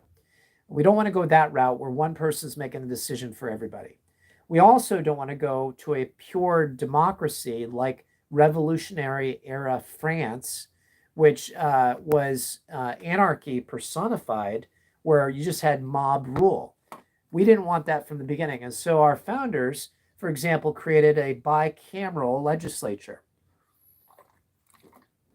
So we have the House of Representatives, where if you're in a populous state, every representative represents the population of your state. So you have a democracy based on that representative because they're representing actual people in your state. So California has like 54 representatives or something like that. Montana has 1 because of the population difference. So in that sense, the House of Representatives represents the many individuals. But also the states have their capability of being represented more strongly in the Senate, because California gets 2 senators, Montana gets 2 senators. It doesn't matter. So they can protect the interests of the one state. And really, when we're looking at ethics and we're talking about medical mandates, should our mandates not also represent the same e pluribus unum perspective? In other words, should we look out for the rights of the individual as being forced to take it, but also look out for the greater good as well? Shouldn't we have discussions around both and not just one? And that's what's basically happened with this debate. So in summary, do medical mandates ensure that beneficence outweighs any maleficence? I think I showed you early on that we cannot say that with any certainty whatsoever. Do they ensure that the fidelity to those under the mandates? In other words, have our leaders been faithful to us, or have they served their special interests or their political party? Have the medical mandates guaranteed justice for all? Oh no, we've seen various political people flaunt the medical mandates that they've promoted within their own areas, whether it's Chicago or Los Angeles. Do medical mandates ensure veracity or truth? Well, we've seen clearly nobody knows. We have so many competing claims by people like Fauci and the Moderna CEO. You can't possibly know what the truth is. Have they maintained confidentiality? No, because I can't tell you how many times, and you probably too have been facing this, people asking me, are you vaccinated? Are you vaccinated? Like they expect you to just share that, your health history, with them. And have we had our autonomy respected? Can we say with the pro-choicers, my body, my choice? And that has not been respected. There are some other considerations related to ethics of medical mandates. I want you to consider what a patient is, okay? A patient is an individual awaiting or under medical care and treatment. And since we've got a patient who's awaiting medical care or getting medical care, and a vaccine is a minor medical procedure, therefore, anybody being forced to receive a vaccine is a patient. And so, if they're a patient and they're being presented with a vaccine, they have full patient rights. Now, there's an organization that's been given tremendous authority in the United States, and that's called the American Medical Association. By the way, they're not the only organization for doctors out there, but they are the ones that wield the most power. So this is a statement from the American Medical Association. It's about informed consent. Okay, and this is something we've got to keep in mind when we're being forced to do something we don't want to do. Informed consent to medical treatment is fundamental in both ethics and law. Okay. Patients have a right to receive information and ask questions about recommended treatments so that they, the patient, can make well-considered decisions about care. Successful communication in the patient-physician relationship fosters trust and supports shared decision-making. Doesn't that sound good? So notice that they said patients have a right. What is a right? It's something you're entitled to. You're allowed to have freedoms that are guaranteed. So, for example, we have some fundamental rights, things like we can exercise that a government may not interfere with some of the basic things we have, such as rights to speak, associate with others, work, get health care. In other words, a right is an ethical or moral good, not only according to the legal principles of our country, but the ethical principles of our country, and according to the American Medical Association. So I'm sorry if you're on YouTube, you won't be able to see this, but I'll explain it. How should medical information be disseminated to us and then we can act upon it? Well, we should have an expert, usually our doctor, tell us facts and opinion. This is what's going on with you, John. This is what your labs say, or I see this mass in this area. Therefore, I think we should operate right away, or you should take this medicine. And then I say to him, okay, and I ask him a question. I say, would it be okay if I got a second opinion? Sure. This guy is also an expert. So I go to that other guy. That guy has a different perspective. Oh, you don't need surgery. We can do this treatment. So I weigh what's going on with them, but I also have my right to have certain fears, prejudices, like dislike of a certain one of those experts, preconceptions, politics. I have that right to have all those things, but I weigh what they say, and if I'm competent, I weigh those decisions and I make the decision and I go the direction I want, whether it's getting the vaccine or not. One of the things that experts who are telling us things should keep in mind is that they have a responsibility to explain it in a way that even the non-medical person can understand it. So I'm in medicine. I'm a physical therapist. I can tell you things in a very highfalutin terminology way. I'm pretty good at it too. But I pride myself when I'm talking to patients that I'll break things down to a level that anybody who is intelligent, who's able to follow a line of reasoning, can understand exactly what I'm telling them, because I can use common language to explain complex principles so that they can get a good grasp of it, and then they can make a good decision, an informed consent decision. Albert Einstein, arguably one of the smartest men ever, said, if you can't explain it simply, you don't understand it well enough. And how many times have you heard during this pandemic people tell you, take the shots because we're the experts? Oh, you don't understand it. We're the experts. Well, yeah, maybe we don't understand it because you're not explaining it well. And maybe if you're not explaining it well, you don't understand what the heck you're talking about. So we should be able to listen to the experts and make our own decision. What does shared decision-making look like? It's a doctor and a patient talking together and then making the decision. The doctor says, I think you should take the COVID vaccine. And you say to him, doctor, tell me why I should take it. And the doctor tells you why. And you say, I'll take it or I won't take it. And whatever decision you make is the direction you go. Now, informed consent, this is from the American Medical Association again, says this: it involves providing patients with accurate and adequate information. Have we gotten that? About the risks, benefits, and alternatives. Alternatives? You mean like hydrochloroquine and ivermectin? Are those alternatives? Oh, no. That we should demonize those things. By the way, remember when beaches were closed? I was hearing somebody talking about this the other day. California closed all their beaches. They closed, they actually filled up skate parks, with the ramps and stuff, with sand so that people couldn't go outside and skate.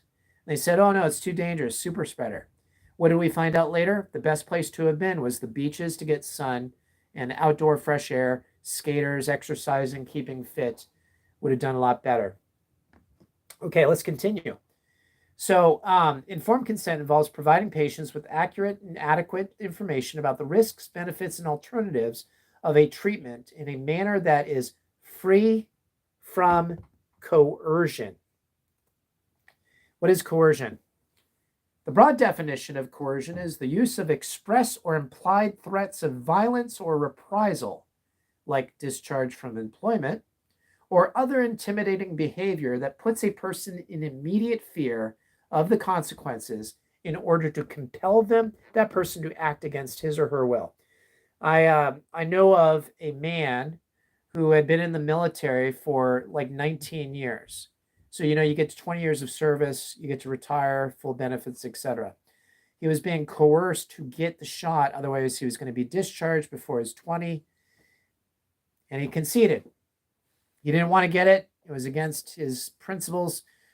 Maybe not enough principles, but he decided he felt coerced to get the shot so he could finish his 20 in the military. Speaking of coercion, here's a coercive statement. There are those who just don't want to comply and get vaccinated. We've got to get them vaccinated, and hopefully they will do it willingly. If not, there will have to be things that will essentially put pressure on them, such as you're not going to work in this particular agency or institution. You're not going to be able to go to this college or university unless, in fact, you get vaccinated. And if you've guessed who the purveyor of that statement is, as Anthony Fauci, you win. Anthony Fauci, Dr. Anthony Fauci, who is supposed to be following the medical ethics of his field using coercion. Now, there's another form of coercion.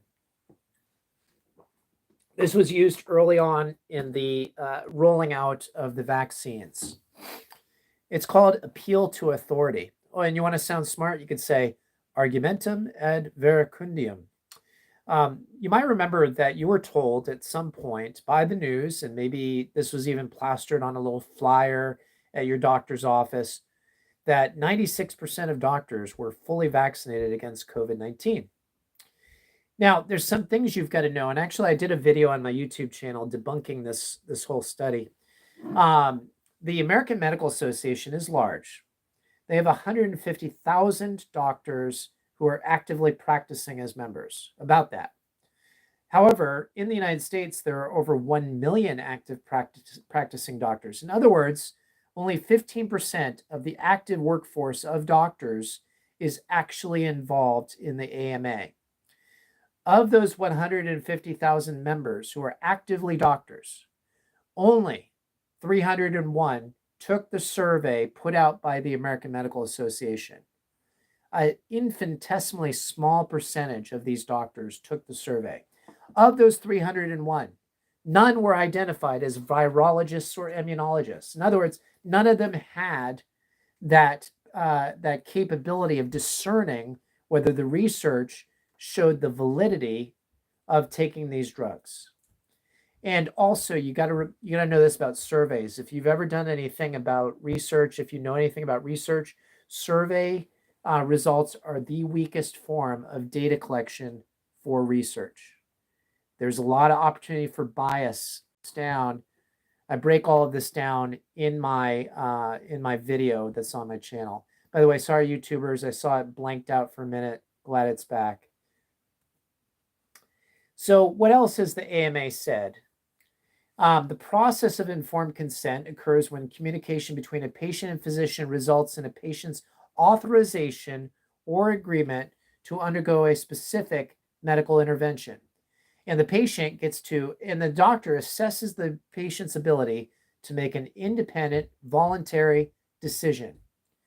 And the doctor is required to present relevant information accurately and sensitively in keeping with the patient's preferences and the burdens, risks, and expected benefits of all options, including foregoing treatment.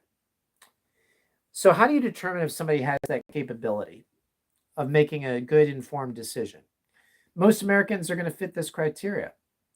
The ability to understand information about treatment, the ability to appreciate how that information applies to their situation, the ability to reason with that information, the ability to make a choice and express it. So let's look at some potential statements that would show you have a competent patient deciding against the vaccine. Before I get into that, this is from a major nursing publication. During a teach-back session where nurses taught somebody something, after you teach a concept, you confirm the patient's understanding by asking him or her to explain the concept back to you accurately. If they can do that, then you know you taught it well. You're like following the Einstein principle. But let's look at some statements.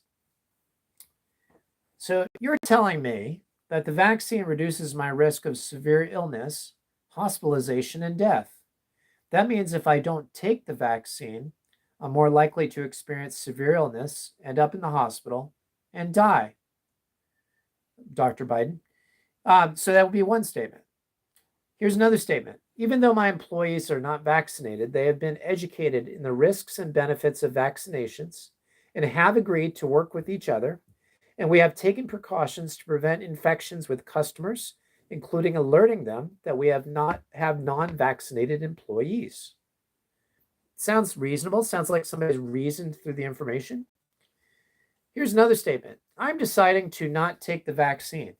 I understand by not taking it, I place myself at greater risk for illness, hospitalization, and death. Well, that's debatable these days. I make this decision willingly and without coercion, Dr. Fauci. Let's continue. I just added those last two words. I understand that the potential risk of spread may be higher since I did not take the vaccine.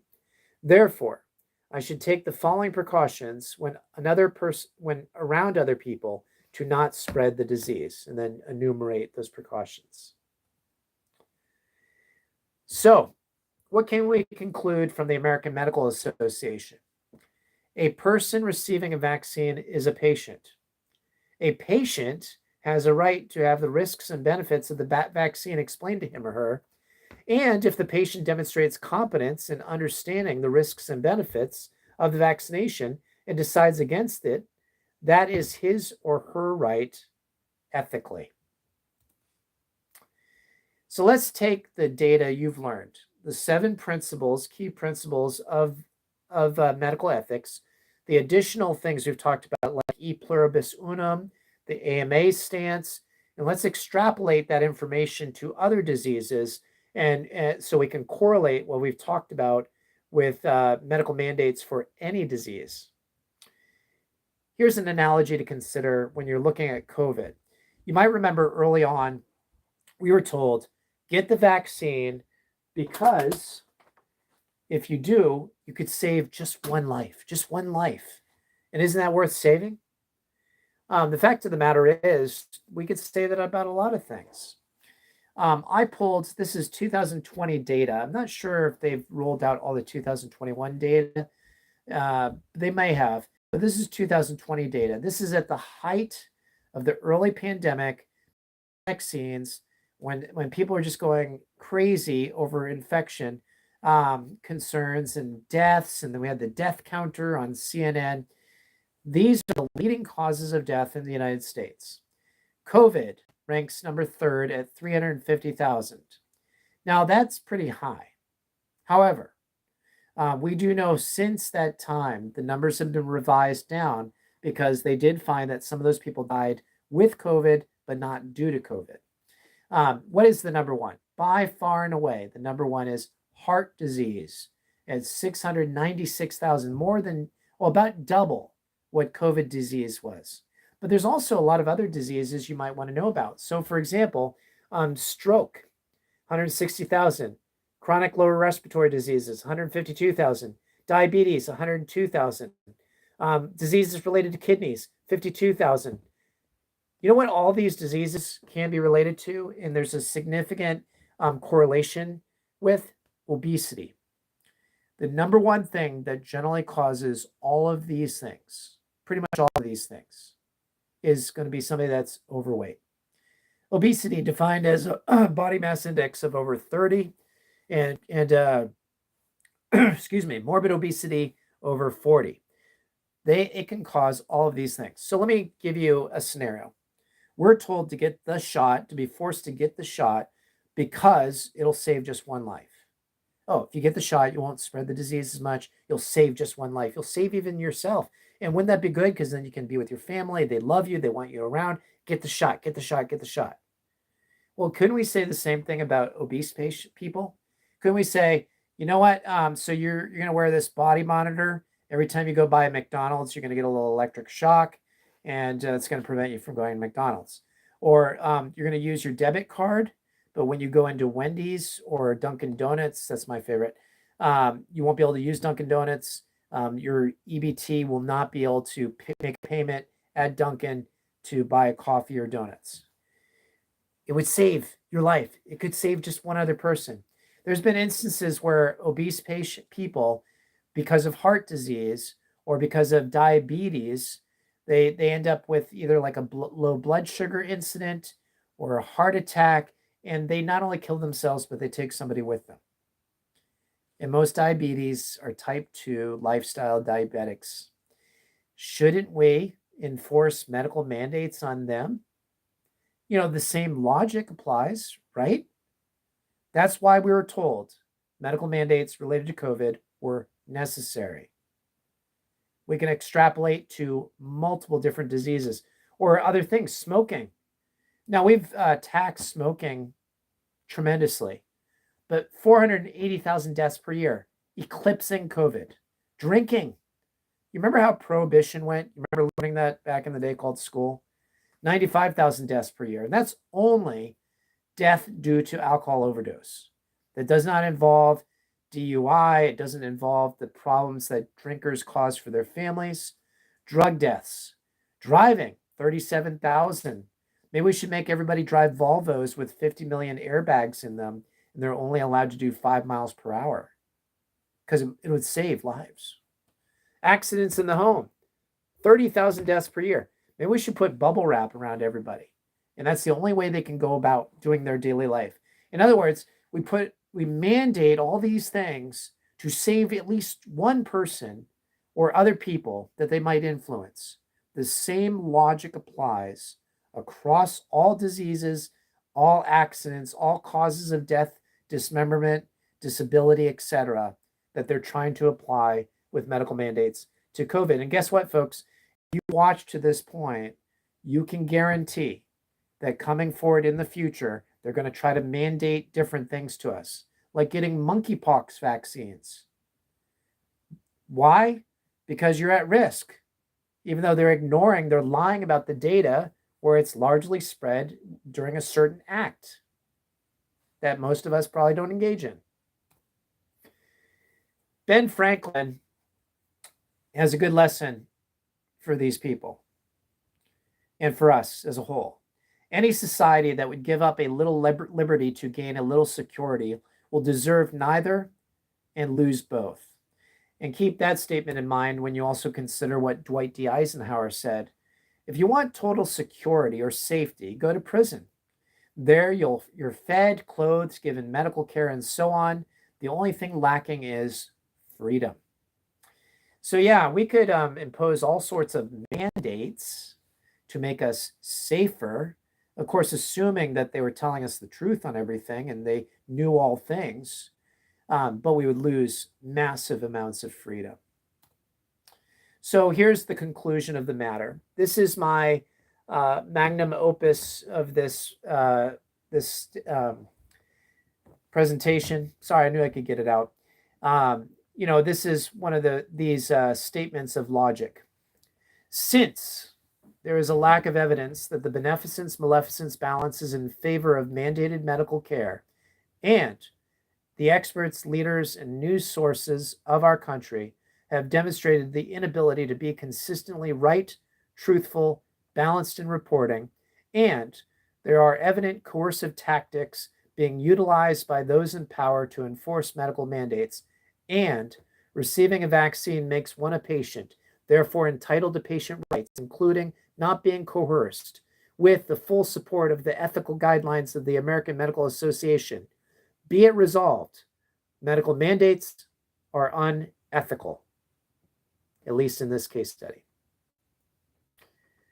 But don't just take my word for it. I think we all have a responsibility. This can be mind-numbing, folks. I will tell you that. Mind-numbing to do a deep dive into some of these things. But as I've gotten older, I've learned very carefully not to take just somebody's word for it. Because frankly, and this comes from my biblical perspective, my biblical worldview that I talked about earlier in the course, all have sinned and fall short of the glory of God. Everybody makes mistakes. Nobody is omniscient. There's only one man I would count as such. And so we shouldn't just take my word as the presenter of this course. I'd like you to, but I'd like you to also really internalize these things, come up with your own arguments, because this is going to be a fight that's going to become more relevant in our futures. Because just because COVID vaccination rates are down, people are basically done with the pandemic, they're looking to push more.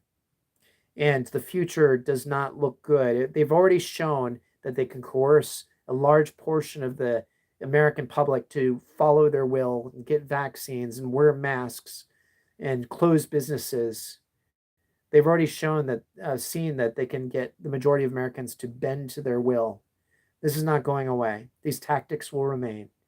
And you need the ammunition to fight against them. And ethics is definitely a strong tool in that fight. By the way, if you're watching on this webinar, I did provide my Venmo. Venmo is an app that allows you to receive payments. It's the most highfalutin version I have right now. This course is free. You don't owe me anything. I did this on my own accord. But if you want to help a brother out with 12 children, be my guest. All you have to do is hover your camera on your smart device over that, and it'll take you to the Venmo, and then you can contribute large sums of money to the Adamson Fund to help me feed my 12 starving children. Now, with that said, you can also follow me on Seeking Light, which is my YouTube channel. It used to be called the Rehab and Documentation Guru. And if you have any follow-up that you'd like, one follow-up potentially is you could have me come speak to your church. I would just need room, board, travel, and maybe a love offering. And I'd be happy to come present to a church. And I promise I would keep it fully clean and sensitive to the religious perspective of that institution. So with that said, I'm going to open it up to questions. I'm going to try to watch both my YouTube channel and my feed on this. I'm going to stop showing my screen so big so that I can get to looking at the chat here and see if anybody has any questions. You're welcome to unmute yourself. And let me see. I'm going to see if I can get this. No, it wants me to rotate back. Okay. I think on YouTube, if you type in something, it'll show up. Okay, to avoid infinity mirror. Okay, I better stop sharing. Well, I'm going to go back to my PowerPoint. I'm going to go back to the PowerPoint, And I think I'll be able to see if anybody has any questions.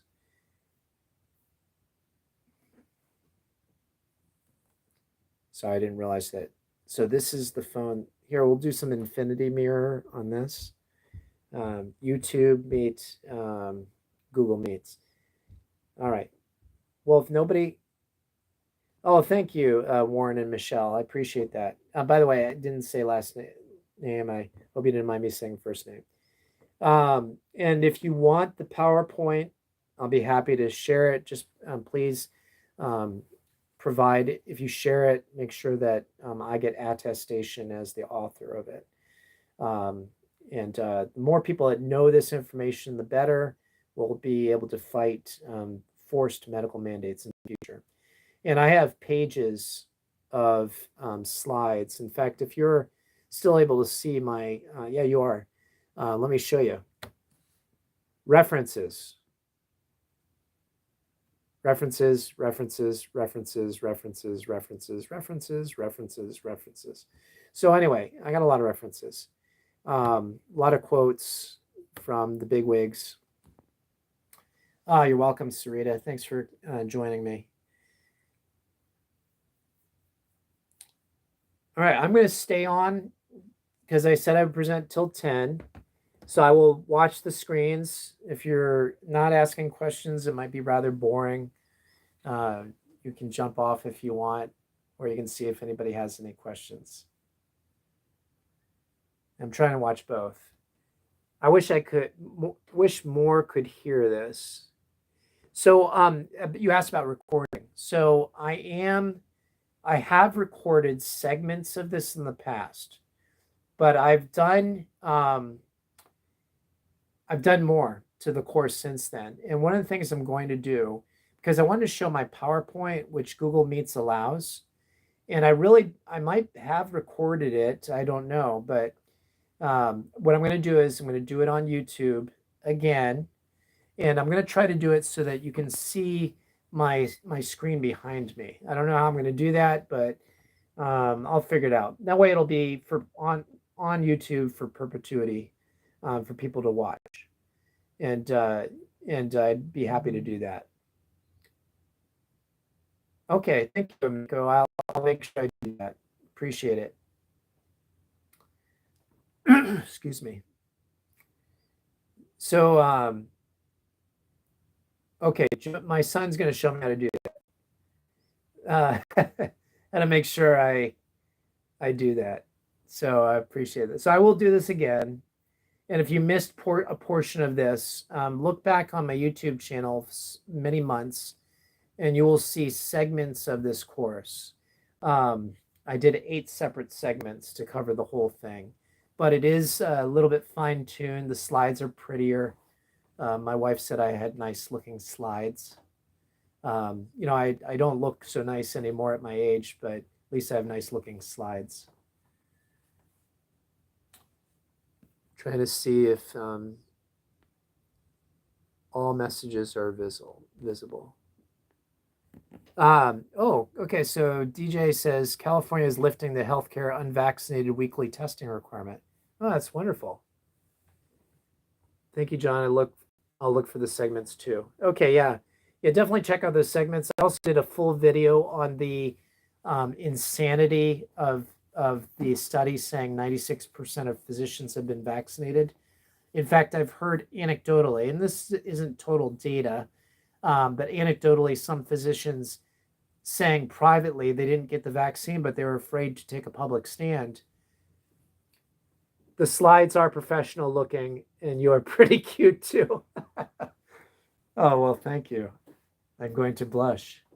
Yeah, so I've done a lot of presentations. I can't tell you how many I've put together that were my own. And so, yeah, I appreciate that.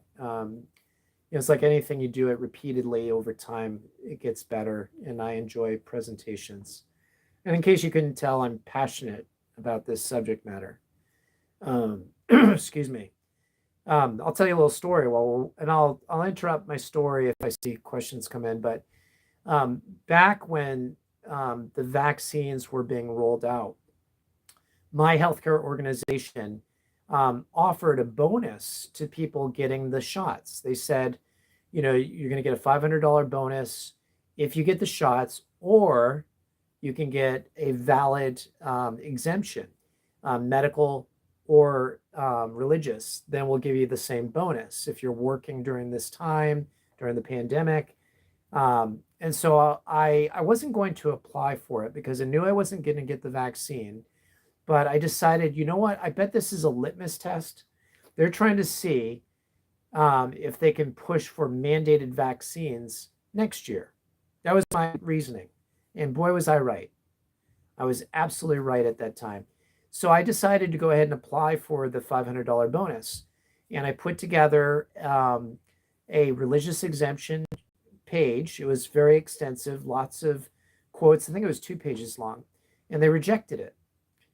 And so I asked for a meeting. So anyway, I was working in home health at that time. I had some leeway in my day, so I could schedule my patients accordingly to fill out 8 hours roughly, as long as I met the patient's needs and I was generally available during work hours, etc. So anyway, I had emailed the people in charge of the vaccinations at my hospital on the previous night. And that morning, I opened up my email and I saw that the vice president of human resources had emailed me and said, John, please be on a meeting at this time, 9:30 in the morning. And I'm like, oh, okay, I haven't scheduled my patients yet. I'll just put them off. And then I noticed that this vice president had CC'd somebody on the email. So I was going to have 2 people in this meeting versus me. I looked at the name. I didn't recognize this other person. I knew who the vice president of human resources was. So I Googled this guy. Turned out he was the vice president of what do you call it? Pastoral care, or director of pastoral care for the whole healthcare organization. He had his doctorate of ministry from a Baptist school. So what I did was I looked up, okay, what denomination is this Baptist school affiliated with? Well, it turned out they were part of the Cooperative Baptist Fellowship, which is a liberal wing of the Southern Baptist Convention. So then I looked up what are the Cooperative Baptist Fellowship's statements of faith, and they have 4 key principles they hold to. One is basically a liberty of conscience, and one is like a liberty of practice, or a liberty to interpret scripture as you see fit through the working of the Holy Spirit. So I had an hour and a half to prepare. Well, I saw the email. I had an hour and a half before the meeting. I found out where the guy went to school, what he wrote his doctoral thesis on, which was on overcoming barriers that people have who are religious to certain healthcare procedures. So that's what he wrote his thesis on. And I went into that meeting with this guy. He got on first. It was a webinar. And I said, Dr. So-and-so, I have something to confess to you. I know who you are. I know where you went to school. I know what you wrote your doctoral thesis on. And I know your religious perspective. And he was like silent for a second. He's like, okay. And I said, to be fair, here's my background. And I gave him my whole background. And so finally the vice president's getting on at that time. And she says, John, and they were very nice. It was a very friendly meeting. And she said, John, I understand you have religious exemption concerns for the vaccine. And, we've determined that, your argumentation is just not sufficient. And so she said to this guy, this head of the religious part of our institution, do you have any questions for John? And he said, can you give me a synopsis of why you don't want the vaccine? And I said, yeah, so your background involves the belief that we have as Christians liberty of conscience before the Lord. In other words, there's no person between us and the Lord. Nobody can make decisions for us that we don't have a conviction of based on our reading of the Bible and going directly to God with. And he said, yes, I believe that. I said, do you believe, therefore, that Christians should be able to act independently in situations of conscience? He said, yes. And I said, there's my exemption. And and he just stopped questioning me. And the vice president was like, do you have any more questions for John? And he said, nope. And I got my exemption. I was one of just a couple handfuls of people that got it. And I started teaching on how to address the questions of getting a religious exemption. And that snowballed into then fighting for ethical stances on religious exemptions. So a little bit of background about how this all came about.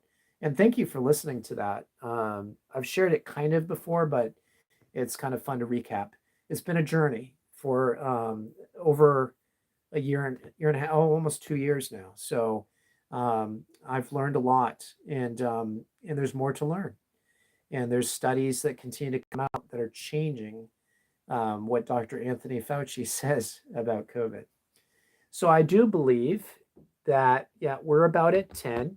If nobody has any additional questions for me, I'm going to sign off. Thank you so much for your time. And if you want the PowerPoint, you can email me at adamsonenterprises, the number 1 at gmail.com. I'll be happy to send it to you. Just give attribution to me if you share it. And again, if you want to have your church host me, I need travel expense, lodging, food, and a love offering will be fine.